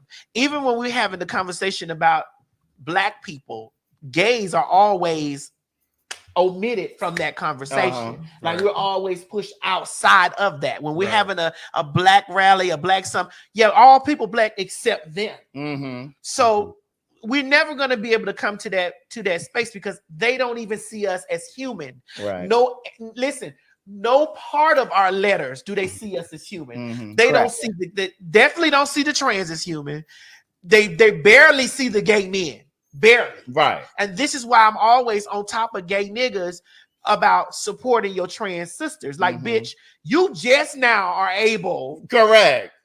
You just now are able because you got the gays that they trying to get in proximity with the straights because they think they're going to be accepted holistically. Yes. But as soon as you turn the corner, you still a sissy. You still a sissy and a fag. And you know what I'm saying? And it's kind of like when I've been through just like that whole thing with Jess. I saw gay men when we were having that back and forth.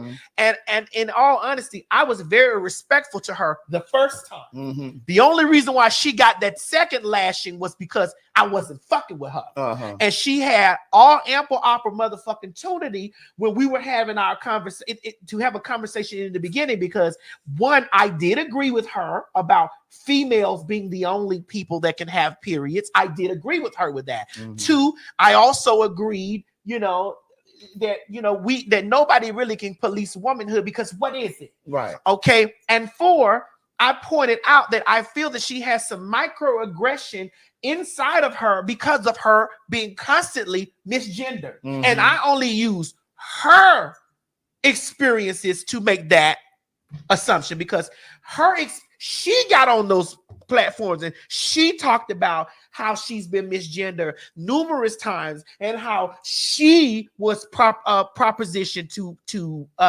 fuck a man because he thought that she was transgender, and how the moment that she and I were going through bickering back and forth, DJ Academics came out and called her a dude. I had never from the top ever misgendered her or called her a man. I had never done that.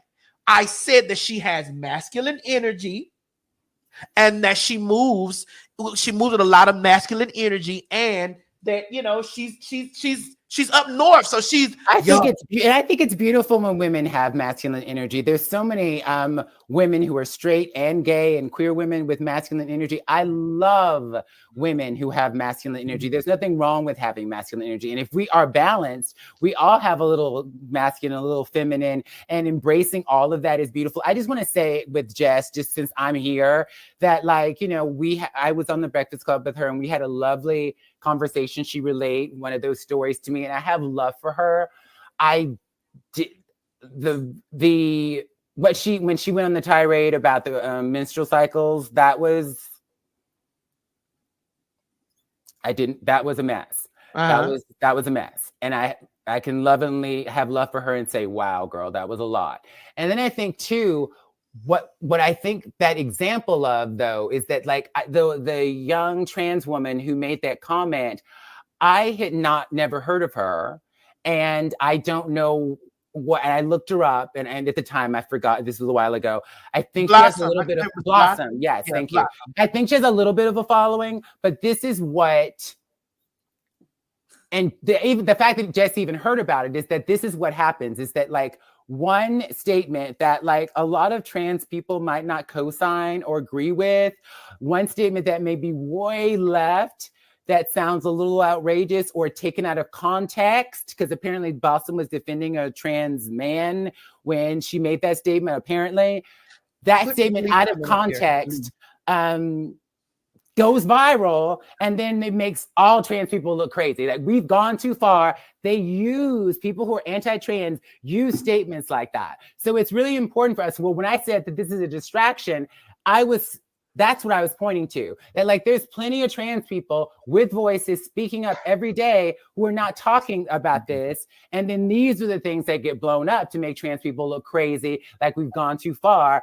And it's important for us to critically engage with this media. Why are things going viral? Why are things blowing up? Anyway. I want to talk about this, Lee. I never, when I went the second go round and I said Heath just hilarious, and I'm not finna have to point, because if I want to call a motherfucking bitch a nigga, bitch, I'm sitting in this fucking chair, I'll call a motherfucking bitch a nigga, and I still, because ain't now bitch gonna whoop me. That's one.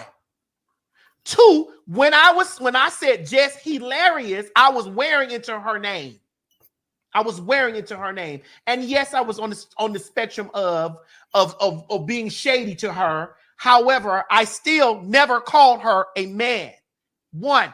Two, I still continue to affirm her as I'm doing now by saying she and her and her and her. No matter what the fuck a name is, bitch, when I'm using pronouns, that's how I'm affirming who the fuck she is. Now, when we talk about this right here that I got on the internet and I tweeted about, yes, there are women out there in the world who get clocked and they feel some type of way towards the girls because they are getting fucking clocked.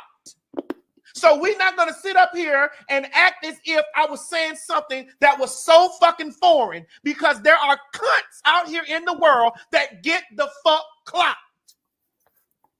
There are cunts that get clocked, that has pussies and giving birth, and niggas still be calling them a motherfucking man. And so because of that, those women walk around with their feelings. There are a lot of women that walk around in their feelings. And I do feel that Jess Hilarious is one of those women that walk around in their motherfucking feelings, because what you bitches don't know is the conversation that go on that we trannies have to hear all the time. Bitch, I'm a real motherfucking woman. How in the fuck do you get a real woman confused with a fucking trainee? If this not your lived experience, you can't tell fucking me how in the hell to make a tweet and talk about what I know. If you're not a woman who has experienced umpteen time of being fucking clocked, don't come telling me about no shit. I hang with bitches. I was raised by women. I done hung with a whole bunch of women. So don't come telling me about what the fuck I know. When I made that tweet, I tweeted and I stated, there are many women who have been mistaken for trans women that feels, and my statements are still the fucking same today, that feel some kind of way because they are constantly misgendered. They feel some type of way walking around with a real pussy, and you have to, and a nigga is over here calling you a fucking dude, and you have to say, why the fuck do they think that I look like a fucking train? I'm not no fucking train. Do you know how I tell y'all my life experiences of me being out in the club with fucking women, hanging out with women, and the bitch done clocked one of the girls, and then they clocked me, and so all the women over there pulling out their ID. If you watch my show, you hear me say this kind of shit all the time. So I talk to y'all motherfucking bitches from experience. When those women start pulling out their ID, oh, I'm real. I'm not no motherfucking man. I'm a real bitch. You don't think that they felt some type of way that some niggas clocked them because they round me? Y'all gotta eat my ass with shit like that, coming feeling some type of way. And I cuss y'all out. I cuss y'all out on that spectrum because y'all be acting like what I'm saying is some foreign ass, like I'm just saying some foreign shit, or I'm so anti-woman and all this stuff. We can address the elephant in the room. There are lots of women that feel some type of way about the girls just because they feel that that womanhood is being trampled on, impeded on, stepped on, looked over because trans women exist. And that is not the case. So miss me with that shit. I could post a picture somewhere, any motherfucking where, and the first line of people is up under there screaming about how I will never be a fucking woman. This is my daily experience. You'll never be. I got telling me about their pussies and the kids that they can have and the men that they can this and the other. I don't want to hear that when I'm posting my shit. I'm sorry. I just get tired of them trying to make it out like I was attacking Jess because I never attacked that girl. I never attacked her. Now I wore her ass out the second go round. Yes, I did. And if round 3 ever come, she's gonna move. She's gonna move out of the United States. Are you good, Maddie? Have you gotten it out? Have you gotten it out? Are you good? I did. Okay. I think there's a few things because like I get this too. Whenever I go live, people are always like wanting to misgender me and call me a man. You know, I ignore it though. And I think your part of your brand, Maddie, is that you engage, you clap back, if people come for you, you come for them. And there is a whole culture and brand in that. You know, we see a Real Housewife of something commenting or something, you know, these things, and this is part of entertainment and people find these back and forth entertaining. Whether it's good or bad, this is part of the culture. And I don't clap back because it's just for me energetically, I can't put myself I know in you can't do it, bro. space. Listen, I tear a bitch up if I need to. But yeah, but that's your brand. But I think at the same, for me, I always want, and someone said that allegedly, apparently Jess misgendered me at some point. I don't care. I'm going to love on her. I'm gonna love on her when she's wrong. I'm gonna love on her. I try to be about love even when I don't know somebody, and I can love somebody from a distance too. With boundaries. And honestly, that's the best way to love is with boundaries. So that you can love more easily with boundaries. And I had a lovely experience with her on the Breakfast Club when we chatted, and she talked about that experience of being, the celebrity who reached out to her and wanted to give her apparently $50,000 to, penetrate him. And we had a moment and it felt real and it was really beautiful. And I value that. I really do.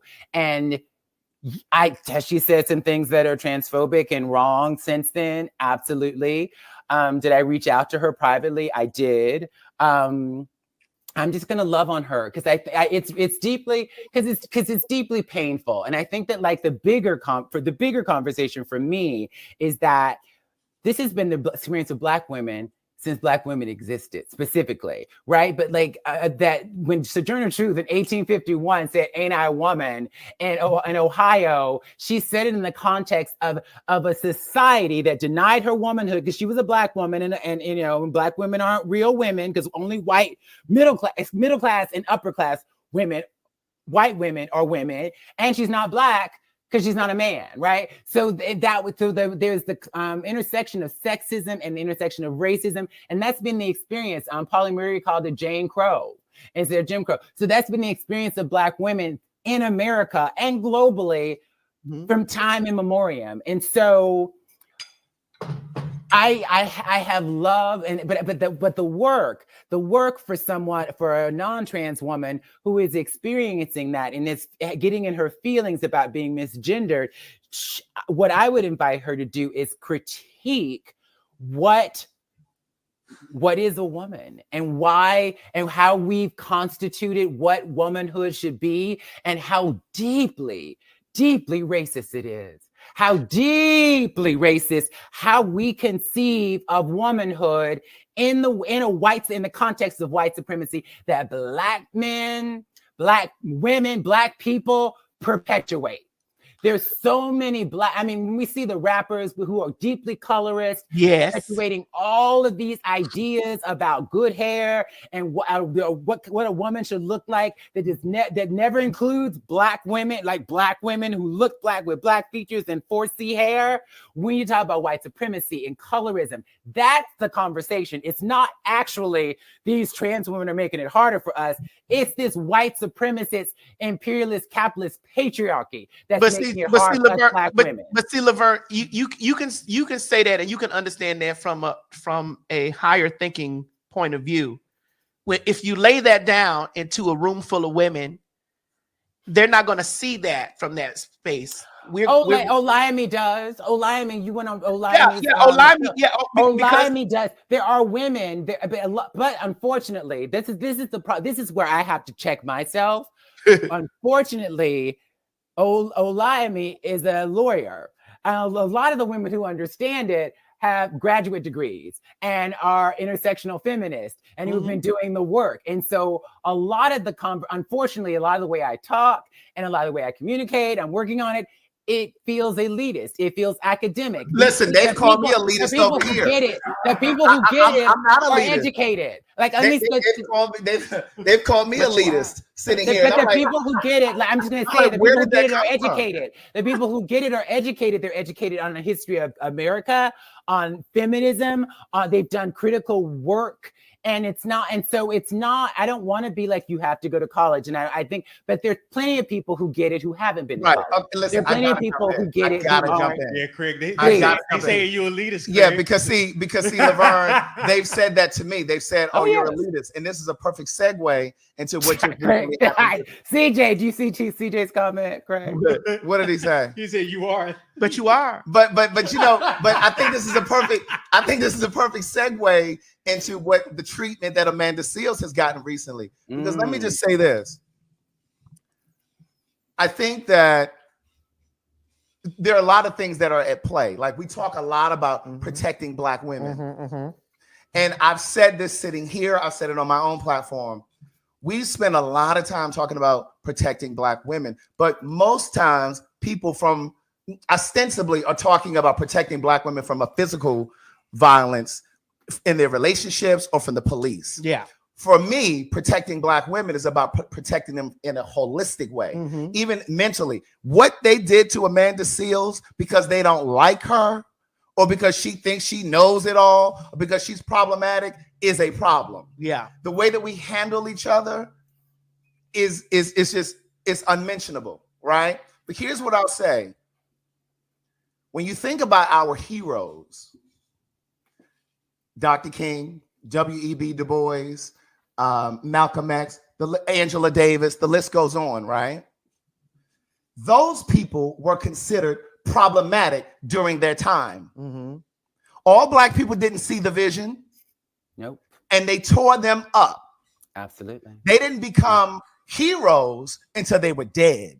Angela Davis is still with us. Well, with the exception of Angela Davis, correct? Because you killed off right. I was going to circle back. This bitch killed Sweet Brown off last week, 2 weeks ago. I was going to circle back. Ain't nobody got time for that. But let me finish my point. My point is this. Here's my point. I believe that one day, 50 years after Amanda Seales is dead and gone, the world is going to see her as a hero. She's a visionary. That woman is brilliant. I don't care what her day-to-day idiosyncrasies are. I don't care if you see her as problematic and this, that, and the third. I think she is a person who expects and demands Black excellence from Black people at all times. Yep. And what happens is we sometimes tear each other up because we want to give pushback because, oh, you're elitist. Oh, you think you know it all. Black folks don't know a lot, please. And I think what's happened is because even like in the comments, some of the people who try to tear me down for whatever reason, they're pushing back because I believe that people are either intimidated by you or they're either inspired by you or intimidated because of you. And so when people in the comments are saying, or they just don't care, or they just don't care. And they're in the comments and they're saying, oh, you're just stupid. You're really intimidated because you're insecure. And so what you want to do is you want to try to tear down an Amanda Seales, or you want to try to tear down a Craig Stewart because it's beyond your consciousness. But I just think that we will see this woman as a visionary. And a lot of times it happens after they're gone. We did the same thing with Whitney Houston. I'm not saying Whitney was an academician, but she was a huge talent. And we didn't see her. We laughed, we joked. Now you see all these posts. Oh, I miss Whitney so much. Oh, I wish I would. But when she was on being Bobby Brown, doing this and doing all of that crack shit, everybody thought it was so funny. But we don't preserve people. And my point is, Amanda Seales has said in that interview, she had a nervous breakdown. She said she had a breakdown. I haven't seen the We entire don't think interview. about I'm that. watching What in happens parts. if I haven't the seen lady- the full interview, but yeah. I Right. saw What if part. that lady went on and killed herself because some of you have bullied her in the comments? Because she said Well, it's herself. not.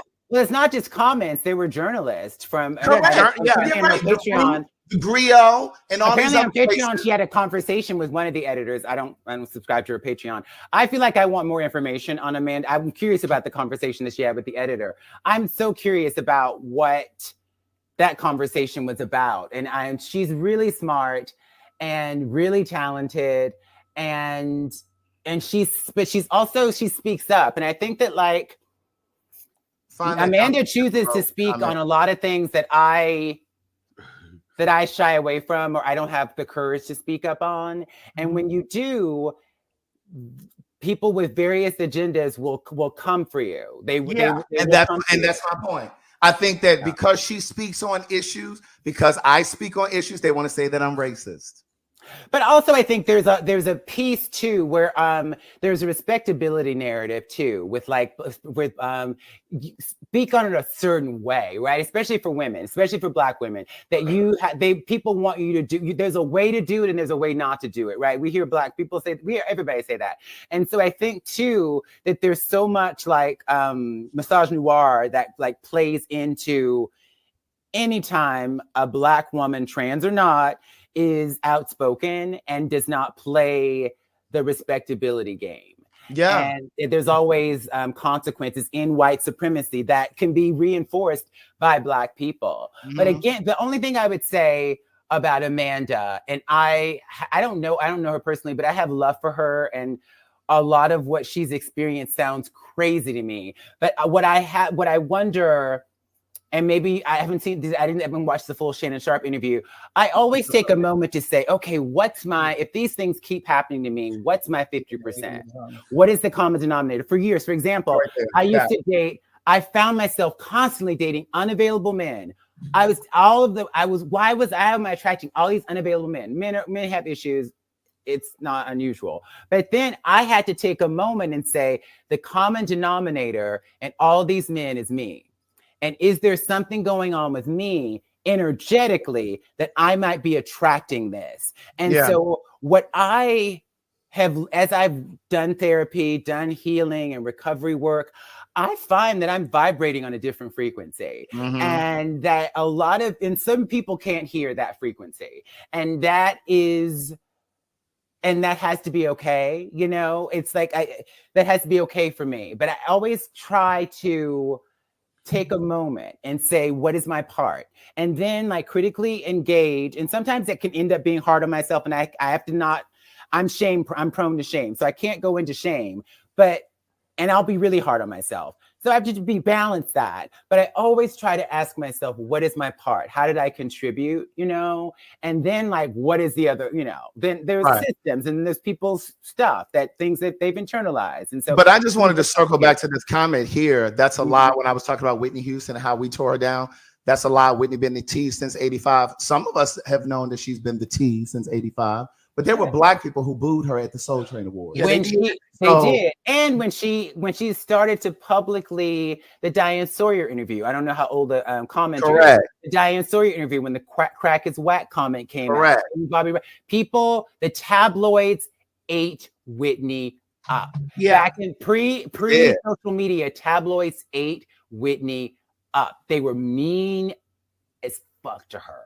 And with that golden voice, with that beautiful talent. Like she was the first celebrity or singer that was drug addicted. They didn't do that to a lot of these white stars. They were really, really cruel to Whitney. They really were. And so, yes, I remember exactly what you said. I have a question for you, Laverne. So we talk a lot about race over here. And so shit. I know you said that you dated all. You've dated all. And I don't have a problem with that. I have an issue when someone of any race says, oh, I never dated my own race. Whether you're a white person and you only date other, or you're a Black person and you only date other. My question is, you had mentioned earlier about systemic racism and all that kind of stuff. Has that ever been a problem in any of your relationships where things going on in the world that have kind of impacted your relationship, maybe because you and your partner at one particular time may have seen something that was really obvious to you, but didn't seem the same to him? Like, you know what I mean? Yes, it has. Yes, It it has. has. And the relationships where it worked, we were able to have conversations about it. We were able to, my current boyfriend in 2020, like we've had literal conversations about structural racism, about privilege.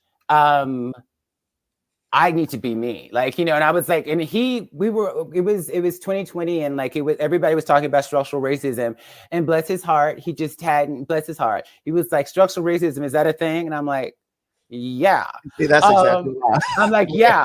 That's why I don't know if I could tip down that road. But hold on. He was like, I was like, do you really want to go there? Because at that point, he wasn't my boyfriend yet.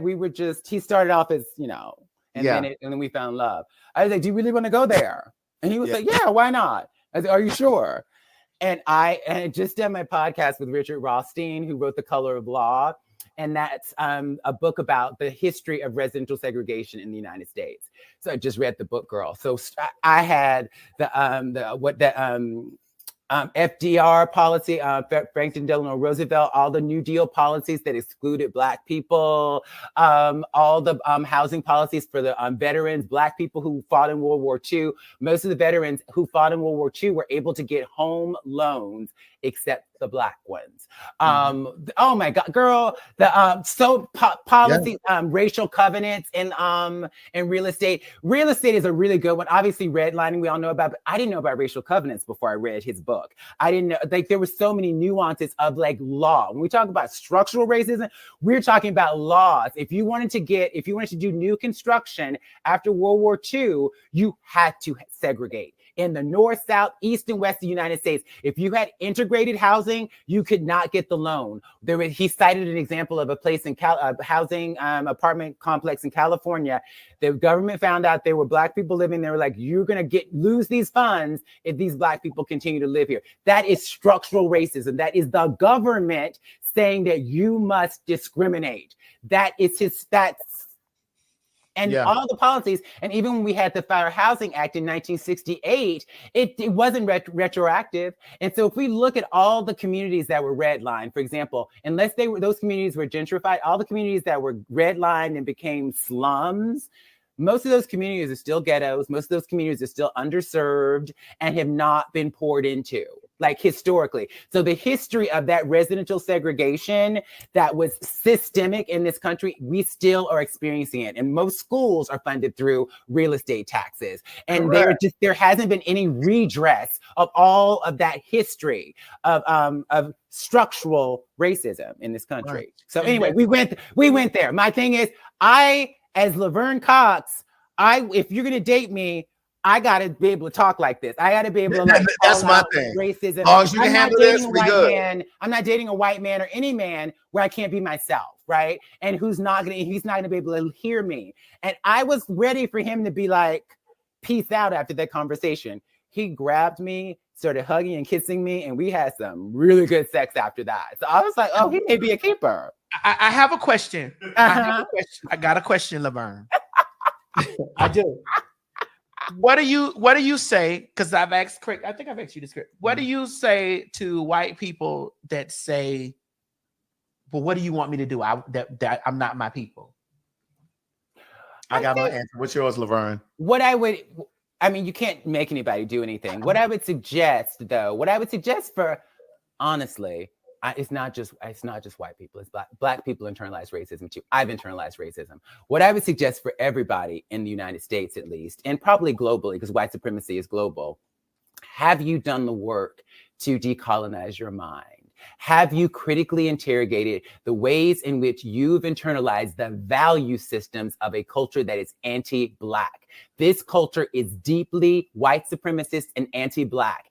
And I always say this: if I, a Black woman, Black trans woman from Mobile, Alabama, can internalize racist stereotypes about my own people and myself as a Black person, it's probably not only likely, it's probably certain that you as a white person have internalized the same racist, white supremacist ideas about Black people. Have you done the work to interrogate that and unlearn that? That's what I would say too. And so it's like not just, and it's because it's not just about slavery and reparations, although I think there's a strong case for reparations anyway. We're not talking about that.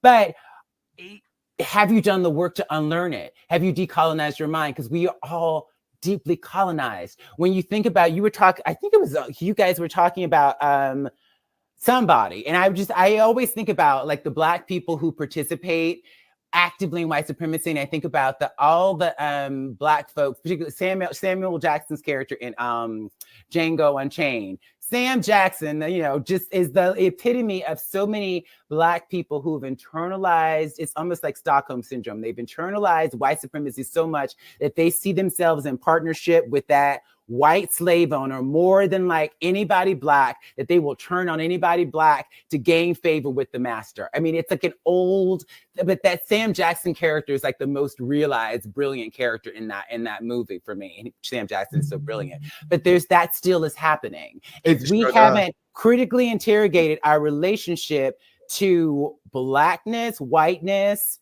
then that's work that we all have to do as Black people, and certainly I think white people, if they're interested in being anti-racist, which has become kind of this term that people, at least in academia and mainstream journalism, have like been critical of. But I think that like that's what I would say to white people. I would say that I've had to unlearn racism too. That this is work we all have to do if we're interested in liberating ourselves and then not perpetuating it. Because it's so unconscious, and that's why unconscious bias, we have to talk about unconscious bias. We all have unconscious. It's unconscious. It's so deeply ingrained that we have to like the space of coming to consciousness. And this is why a feminist critique is so important. Feminists talked about consciousness raising sessions in the 60s and 70s, consciousness raising, where we understood how we've been socialized and colonized by white supremacy, but sexism, that we have to have consciousness raising sections to understand. When I started reading Bell Hooks in college, I was like, shit, I hate myself because I'm Black. I've internalized transphobia. I've internalized classism. I've internalized racism. I've internalized all this shit, colorism. I've internalized all of it. And I'm deeply colonized. And that is like, it's painful. That work is painful. And this is the thing. And it's uncomfortable. It is deeply uncomfortable. And so most of us are not good sitting with discomfort, sitting with the deep ways in which we've internalized hatred of ourselves and each other, and maybe perpetuating that hatred on somebody else. Yep. That's hard. That's hard to admit. That's hard to sit with and say, oh, I could have harmed somebody. Ooh. And so we get defensive. The default in our nervous systems, we all go into fight, flight, or freeze, right? We are biologically hardwired. When a threat comes and we feel threatened, fight, flight, or freeze. Instead of sitting with that discomfort and, oh my God, I fucked up and I have to be accountable and I have to make it right. And what can I do? That shit's hard. That shit is hard because I've been there too many times. So I saw a conversation where they were talking about conversations around white folks today and feeling like they shouldn't have to inherit the problems of their ancestors and what has happened as a result of slavery. And so the analogy was, well, if you were to purchase an old home before it was renovated, that old home comes with problems. And so even though you didn't build the house, you've now purchased the house and you're now benefiting from the house, the shelter, the land. The land. So it is your responsibility to now take care of it and fix it because you are a beneficiary of it. So for all of the white folks that are enjoying privilege because your family had money to pass down and your college education was paid for, or your family was able to invest in a small business for you, more than likely, those things were passed down generationally. Absolutely. So that's why when I sit here and I talk about the Henrietta Lacks, that story, her family should have been a beneficiary of Johns Hopkins Hospital in Baltimore using that woman's cells, which has contributed to every major medical breakthrough in this country. They use that woman's cells without her permission.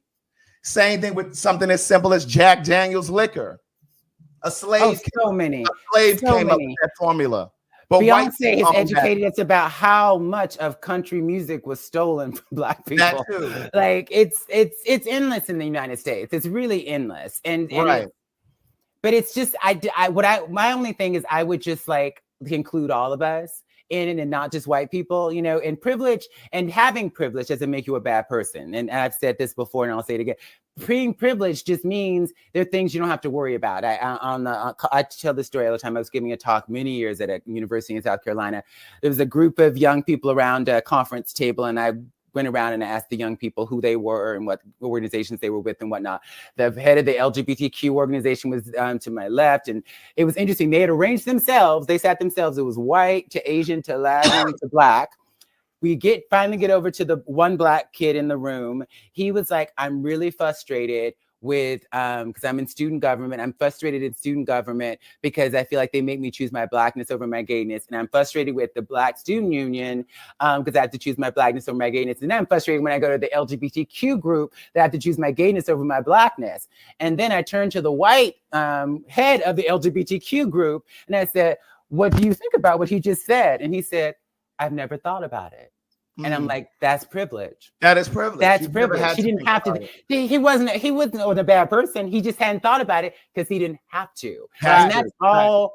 That's where there's so many. I don't. So there's a lot of people when they're pulled over by police, they don't have to think about the things that they don't. But I also am clear too that all communities enjoy privilege. Absolutely. There are trans women who enjoy privilege. You two are able to walk down the streets without getting bashed and beat up because there's you pretty privilege. There's passing privilege for trans people. Passing is a problematic term, but I'll say cis assuming. Oh God, there's that word again. Girl, we can say it in relationship to trans people, cis assuming or whatever. Like, how do we? When the language is so deeply problematic, this is partly why we have to re-signify language or reclaim it, because like. Passing is deeply problematic language. I mean, obviously there's the racial passing. I'm like, I'm myself. I'm a woman. What do you mean? So, but cis assuming is actually more accurate. But anyway, but there are privileges. Education, for me, I think it's the ultimate privilege. I feel like my education has been my mother being a teacher and the education I got. And going to a boarding school for high school. I went to Alabama School of Fine Arts with mostly white kids. And I did not know at the time, but I was also getting an education on how to make white people comfortable. And I didn't think about this until years later when I was thinking about my Black trans sisters who weren't, I was like, why me? When all the lovely things started happening to me in my life, I was like, why me? And then I was looking at my sisters and I was just thinking about, then I started thinking about the way I talk. And I'm like, I'm not going to tell another trans person they need to talk this way and act this way and be respectable because that's tired and that's fucked up. And then I was just like, but this is who I am. But then I think a lot of how I grew up unconsciously to survive at the Alabama School of Fine Arts with mostly white kids from privileged backgrounds, I learned to navigate white spaces and to make white people comfortable, even though that I wasn't intentionally trying to do that. That's just something I kind of learned that has also been a privilege or skill that has served me really well in my career. Yeah. And it's like, that's real. And honestly, for me, one of the things I love many things about you, Maddie, but I love that most of your audience is Black. I love, no, for real. Cause it's emotional for me. Cause I've had I love being Black. I'm proudly Black. But I feel like you're aging so well because you're Black. I'm sorry? I said you're aging so well because you are Black. Girl, speak. That's one of the best things. That is one of the best things. Melanin is amazing. Yeah. I love it, but I don't always feel the love from my Black community that I've gotten in the opportunities, even that so many of the opportunities I've gotten have been from white folks and white women specifically. I've gotten, some Black folks have hired me here, here and there. But and then also I felt like there's also such thing as white famous. After I did I Want to Work for Diddy, I was Black famous. I Want to Work for Diddy was like a top 5 show in the Black community. Black people knew who I was, but I watched the difference between when I did I Want to Work for Diddy, we won a GLAAD award and I was writing and I was doing my thing. And obviously Orange is the New Black was a different thing. It was scripted. It wasn't reality. People disrespect reality shows, whatever. But Orange is the New Black is a show that white people watched. And so white famous is something that's very different. Very much too. so. And so it's it's important to think critically and not get, for me, that all of that just puts things in perspective for me. I understand the levels of privilege. I'm deeply grateful for my life, but I'm so grateful for the T.S. Madisons. I'm grateful for all of the diverse trans folks and voices that we have out there right now. And it's just amazing that like you are still you, Maddie, and like people see you and love you. And I was watching the Drag Race finale. There's all of these wonderful spaces. I'm listening to Renaissance. And it's just so beautiful to see the world understand. You've always been a superstar since New Weave, 22 inches. You say that. You always say that. But you always have it. Some people are superstars. So, I mean, I think, and you can't, and at the end of the day, everybody just doesn't have it. Yeah. And you've always had it. And and that it comes from God. And nobody can take that away. Yes. It's just nobody can take that away from I you. want to ask you this, Laverne. Do you feel that the Black community has, because I see you get emotional in a space. Do you feel that the Black community has othered you too? Like we already othered because we trans, but you particularly because you are a big star and you're a big Hollywood star. Do you think that Black people othered you? I don't want to talk about Black people as a monolith, right? Because like I have had so much incredible support from so many Black people who see me and love me and who've poured into me like throughout my life, throughout my career. So I don't want to generalize. I mean, I think like I remember when I did Jason Lee's show and I had reached out when my Barbie, a Barbie doll, when my Barbie came out, I was like, I remember talking to my publicist. I was like, I just want to go on the Breakfast Club and I want to go on Joe Rogan's show and just talk and be a human being about my Barbie and just be me, and we reached out to the Breakfast Club and didn't get a response. I told this to Jason Lee. He texted Charlemagne. Charlemagne said, I'd love to have you on. And we did the Breakfast Club, right? And the only reason I wanted to do the Breakfast Club is because of you. Because before you, I wouldn't have. What you did, I don't know if you've been on there multiple times. That first interview. Just once. So that one interview, I thought broke down so much and felt like a revelation. And it made me actually want to go into that space because I didn't think that was a safe space before you and all the groundwork I felt you laid in that space. And that was beautiful, Maddie. That was so beautiful. Thank you, Laverne. That was really beautiful. And I think most of us watching who are trans and who've been traumatized and just felt othered in that space in violent ways felt a healing that happened with that interview. And so that made me want to actually do the Breakfast Club. And that I was like, this is possible. Maddie, he's like, made it possible. So thank you for that. So reaching out I consume a lot of Black media. I love Black people. And I'm not often asked to be in those spaces, but sometimes I've realized that like, I need to take the initiative to go, to reach out and say, let's go into this space. Let's do this. Come on. Listen, you are always welcome to come on because we definitely Black media over here in this motherfucker and we gets it in. But I want to tell you, I've told this story when I get interviewed about stuff, how my coming about became, and when I came on your podcast, the Laverne Cox Show, and we actually talked about it. I told Laverne, I said, sister, what you didn't know was, and it's not her fault at all. Mm-hmm. And I think that this is a lot of burden that she had to bear. Come on. By being the first. Come on. By being the first and being the one that is educated and being the one that's put out in the masses and being the one that sat on everything, on all the couches and very well, very poised, very articulate, all the things.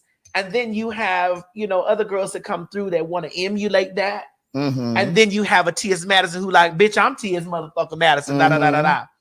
And I remember sitting on your podcast, and I remember I said to you, Laverne, what you didn't know was like because I want to say this because coming up is your 10-year anniversary for you being on the Time magazine. Your 10-year anniversary of you being on the Time magazine is round about my 10-year anniversary from it being exposed on Vine.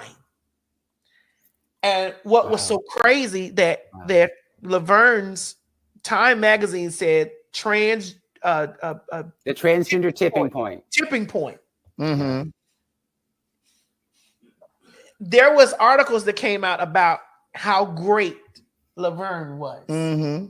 And when I emerged on the scene, naked at the door, all the stuff, Mm-hmm. there were articles talking about how detrimental I was to the community. Uh-huh. And we talked about this on the show. And I said that, you know, a lot of girls have lived in the shadow or had to, or the media tries to make us all have to live up. You all got to be Laverne. They pit us against each other. I mean, I think that's the reality is that trans women are pitted against each other. Women, period, are pitted against each other.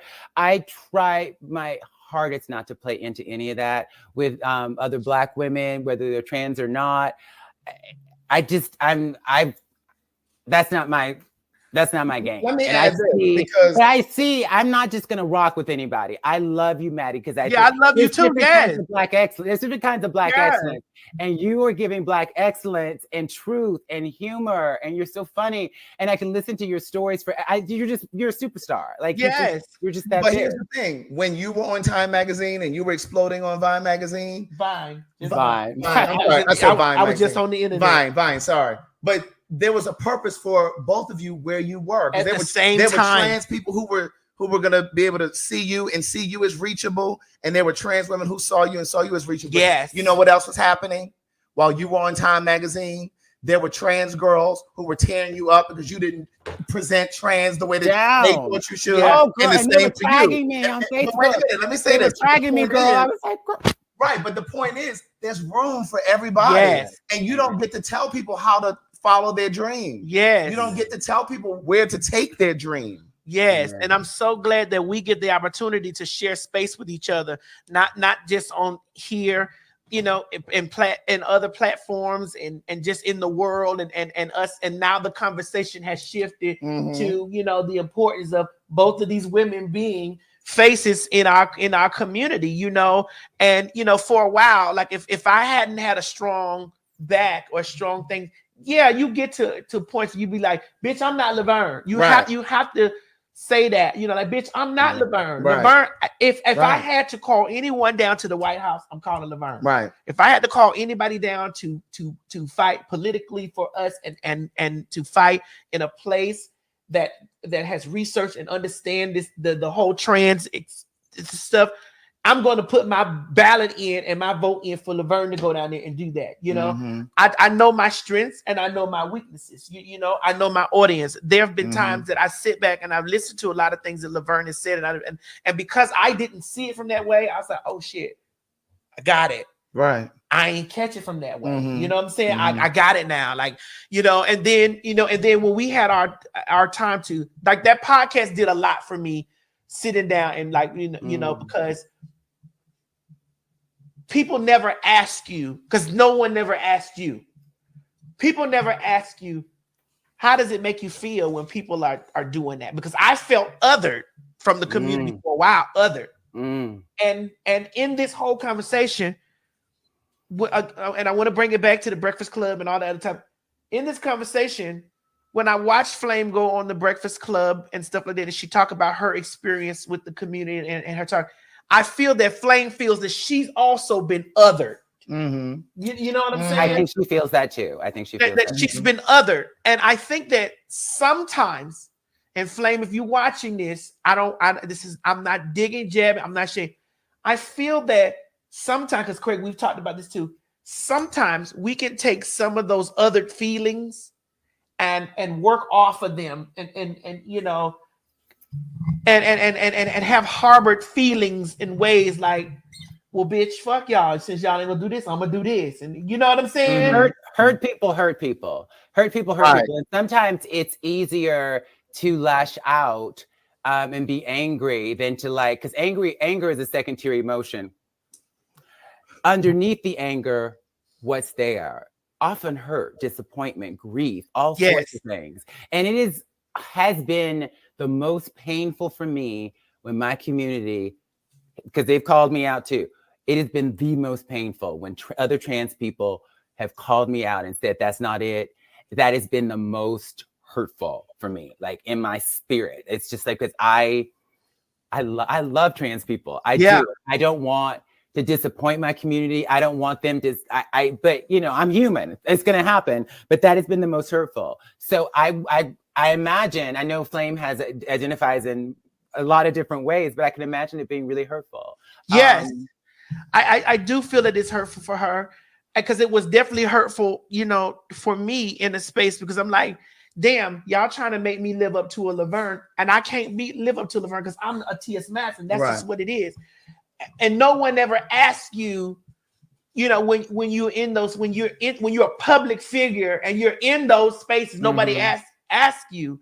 And so I could only imagine, you know, because of course you received a lot of disdain from people like, well, why is she there?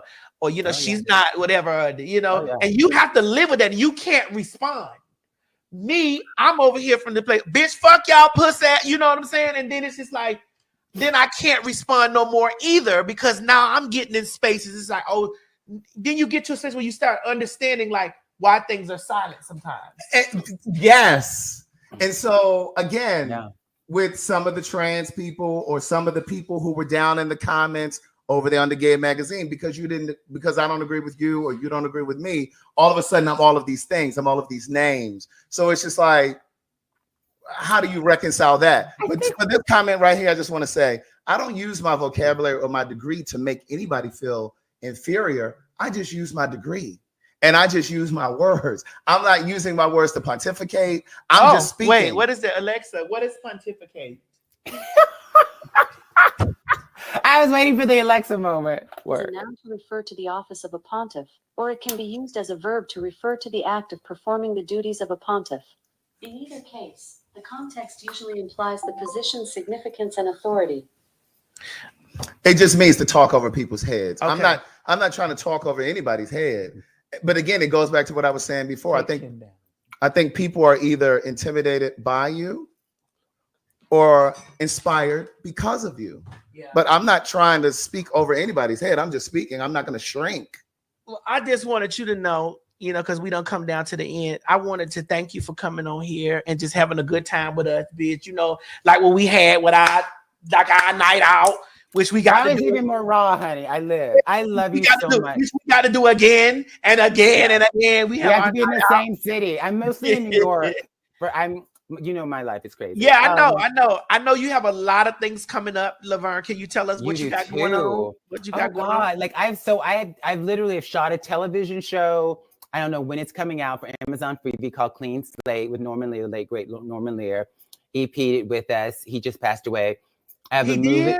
He passed away last year. Oh, I'm sorry to hear that. Yeah. But how wonderful it was to work with him. I don't know when that show's coming out. Amazon Freebie. I did have a movie called Uglies that we shot years ago. Don't know when that's coming out. They've been doing reshoots. I have a movie called Outcome that I just shot with Keanu Reeves. Have no idea when that's coming out. With Keanu Reeves? Keanu Reeves, directed by Jonah Hill. We just shot it in LA. Yeah. I gagged. I love Keanu Reeves. It was like very surreal. I've been a fan forever. Neo, bitch. I did a movie with Neo. Yes. Yes. It's yum. What's happening? There's some stuff happening that I can't talk about yet too. So I mean, just follow me on social media. I'll let you know what the tea is. And please let them know when Clean Slate second season come. I will be joining Clean Slate. Oh my God, the guest stars. We had some fun guest stars. I was supposed to be on Clean Slate season 1, but our schedule just couldn't. We reached do it, you know. Yeah, I was like, hopefully there'll be a season 2. I'm just grateful to be working, and I'm so grateful that you're out there doing your thing, and that what I would say to all the trans folks out there who may be watching, be you. I think don't try to be Laverne or don't try to be Maddie, be you. Yeah. You have emerged unapologetically Maddie. But also, I think too, there's something about a connection to something bigger than you. When I see you, when I watched the T.S. Madison experience on We, and just every moment I've seen on your lives, just with your mother, Miss Mary is just such a gift. She's hilarious. She's wonderful. But the love there and the spirituality that's there, that there's something, I think that like, I'm not a religious person, but I am a spiritual person. I always say I left the church, but I never left God. That every time I believe, even when you're cussing a motherfucker out, a pussy asshole out, there is something you're doing it in the spirit. Yeah. There is something that is connected to an energy that is bigger than you. Yeah. That's when the universe is aligned, because you have stayed connected to that energy that's bigger than you, that comes from Miss Mary, that comes from the church. Yeah. And that the church can be oppressive, and I don't want to deny the oppressiveness of it, but the church the spiritual, a hymn girl, just the God. There's something about the gospel that just can lift a girl up. It's an oppressive institution. I don't subscribe to it, but like, so what I would say is that, like, in the spirit, be yourself. Yeah. In the spirit, and like, be more of yourself. And I think that, and then the universe will align if it's connected to service and something bigger than you. And for you, Maddie, it's bigger than you, because it's like, I know we need to go. But even the way I rewatched the video, I've seen it already, but it popped up on my feed again. When you were talking about Nikita Dragon, then you went into your stories about being in jail in Dade County. There was just the history. I mean, we talk a lot in the trans community about oral histories and how important they've been historically, what the girls passed down. There's so many videos, some are still up, of so many oral histories you shared about doing sex work, just about trade, just about living your life, that are so valuable, that actually do serve a purpose of, like, that girl out there, even someone who luckily I've never been to jail, but we see ourselves. Yes. We see ourselves in you. There's so many girls who need those stories, who need to understand that they're not alone, and that you've been of service the whole time. New Weave 22 Inches, yes, was of service. Because especially, and I don't want to say in opposition, especially when there's like this respectable black trans girl on the cover of Time magazine, that is service for the girls who are like, I'll never be that, but I can be this. Right. And I can make a business out of it. I can own my intellectual property. Yeah. I can buy not one home, but two homes. Yes, two. With a wig, with high windows. Yes, God. What is Greg? All the things that you can have. You can. There's a lot of different ways to get there. There's a lot of different ways to get there, and it's of service, and you are necessary. And so I think that is the thing that, like, what does it mean to be of service and be bigger than, it's bigger than you, it's bigger than me. Yeah. It's bigger than us. Yeah.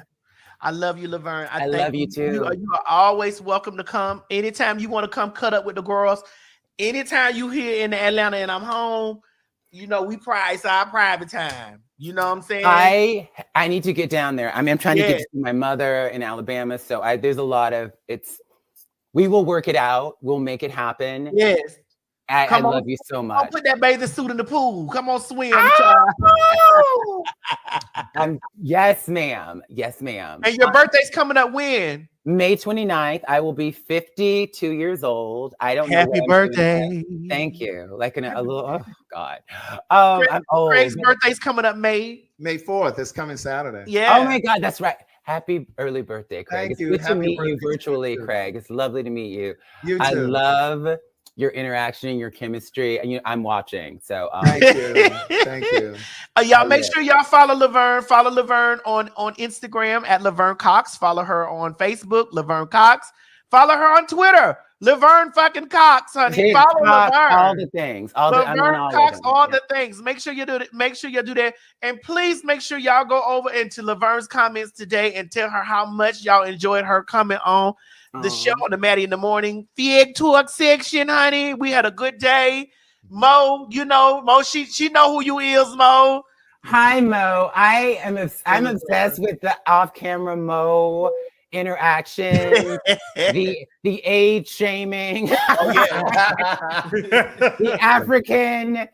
You walk the line really nicely with his Africanness. That other day you were talking, you'd be like, "How would you say it, Mo?" In Africa? That was so funny. How would you say it, Mo? What do you need me to say? Thank you. Thank you. Or shit. It ain't Dunkel. What's we're gonna have to work on your accent. We ain't gotta work on mine. We gotta work on your accent. We gotta work on my motherfucking accent. No, we definitely Baby, my have to work on accent your is down. accent. My accent is down. Listen, I walked into a dinner Africans last week. To do what? Talk. Talk about what? Sometimes it doesn't. You don't have to say anything. You just need to walk in the right outfit, honey. Because that African who used to live on my block, honey, we didn't talk that. Yes, ma'am, honey. Listen, a friend of mine said to me the other day, if you want them to know you're serving steak, you got to come in sizzling. Oh, listen, honey, I was eating fufu all night. Ow. If you want them to know you're serving steak, you got to come in sizzling. Can I tell you? Okay, so the African guy, this is years ago. He used to. So I know this. He lived when I lived on 75th Street, which is a block away from the Beacon Theater. One day I was walking past the Beacon Theater going home. He was standing outside the African, and I was like, "Hey, what you doing?" He's like, "Oh, I work here." And I was like, "Oh, work." And it was the Beacon Theater. Do you know the Beacon Theater in New York? This beautiful theater on on Broadway between 74th and 75th. And he was like, "You look good today, love." Girl, we went into the empty Beacon Theater, into the balcony, and you had fufu. Why am I telling all my business? You make me want to tell my business. Listen, you compliment. Listen, you didn't go in there. I've been telling with my girls. We have the That's thing. what we do. I've lived. Laverne has lived, honey. Yes. And the balcony, the Beacon Theater is so beautiful. When you're in the balcony, getting turned, girl. Dude, I had you an African man. My son works. I've had many African men. I've had many. Girl, I lived in New York. I live in New York. This is the melting pot. Everything is here. I've had many African men. I've had Puerto Ricans. I've had Dominicans. I've had Jordanian, Israeli, South American, Colombian. Girl, what nationality do you want? I haven't been with an Eskimo. Haven't done an Eskimo. Listen, I've had them all too, sister. I know. But at least you made some money from it, girl. I did. Well, you asked me, have I had an Eskimo Mo? Yeah. I've had a Eska, not a Mo yet. My son works. Yes, I used to be, a loose woman, but it's good because I've lived and I can use that for my art. I can connect to everyday people because I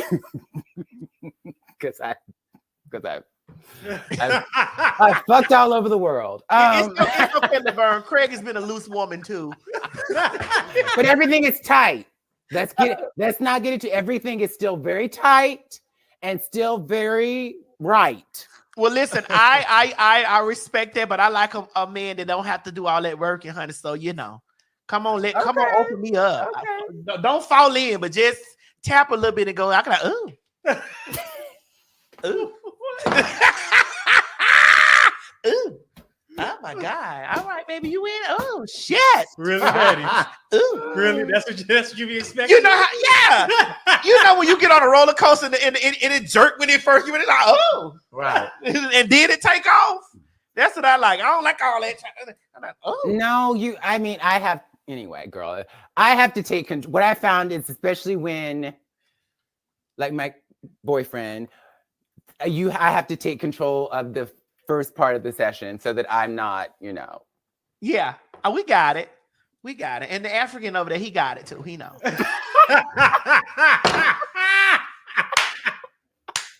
There's only, I literally am like, okay, it's good. Daddy, you can give me the full weight, but I have to be ready for the full weight of. So you say daddy too? Only when inspired. Only when it's right. He has to earn it. Like I'm not just saying daddy to anybody. He has to make me say it. He has to make me say it. I do not. I'm called daddy. Oh, well, all right. Okay, Craig. I've told y'all before. He's like, I'm a top. He's like, I'm a top. This is what she's letting the children know. I've told y'all before, honey, I've been called Miss Daddy. Miss Daddy. Oh my God. Miss Daddy. You're a mess. Listen, Iconic. I love you, Laverne. Miss Daddy's iconic. Is that the name of your memoir? Call me Miss Dad. I've been Call called me Miss Daddy. I've been called Miss Daddy. I've been called Miss Daddy. Actually, Miss Tim. I thought it was Miss Tennessee. It's that too. Okay. It's Madam Tim if you're nasty. That needs to be. Is that a TikTok yet? Is that like an X? I don't know. It might be, girl. Them No, TikTok get clip everything. that. Clip that and see how she does on TikTok. Clip that little section. I've been called. All right, y'all. Miss Listen, make sure y'all follow Laverne. Laverne, that's my dog. So just in case y'all didn't know, bitch, you know now. Girl, just because y'all don't see us talking every fucking day, you don't mean that we don't talk and shit like that. You know, I'm real private, bitch. I'm telling you, we had a good private night. Amen. Private. Amen. And many more to come. And many more to come. I love you. I love Have you. a beautiful night. All right, baby.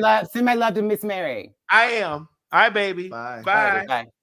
Oh my God, it was so good to have Laverne come on today. Yeah. Hey y'all, this is T.S. Madison. We need you to come out and join us for some good old hot, nasty fun for the Maddie in the Morning Show live at the City Winery.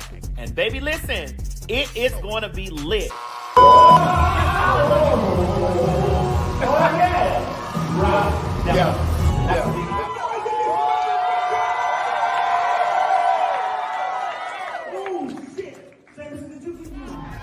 And oh honey, ain't no Maddie in the Morning Show live without some good old nasty fag talk. Ain't that right, Craig? You better know it, bitch. Get over to fagtalk.com and get your tickets. June 19th, July 5th, or August 14th. Or come to all of the motherfuckers. That's what you gotta do, honey. Don't meet us there, bitch. Beat us there.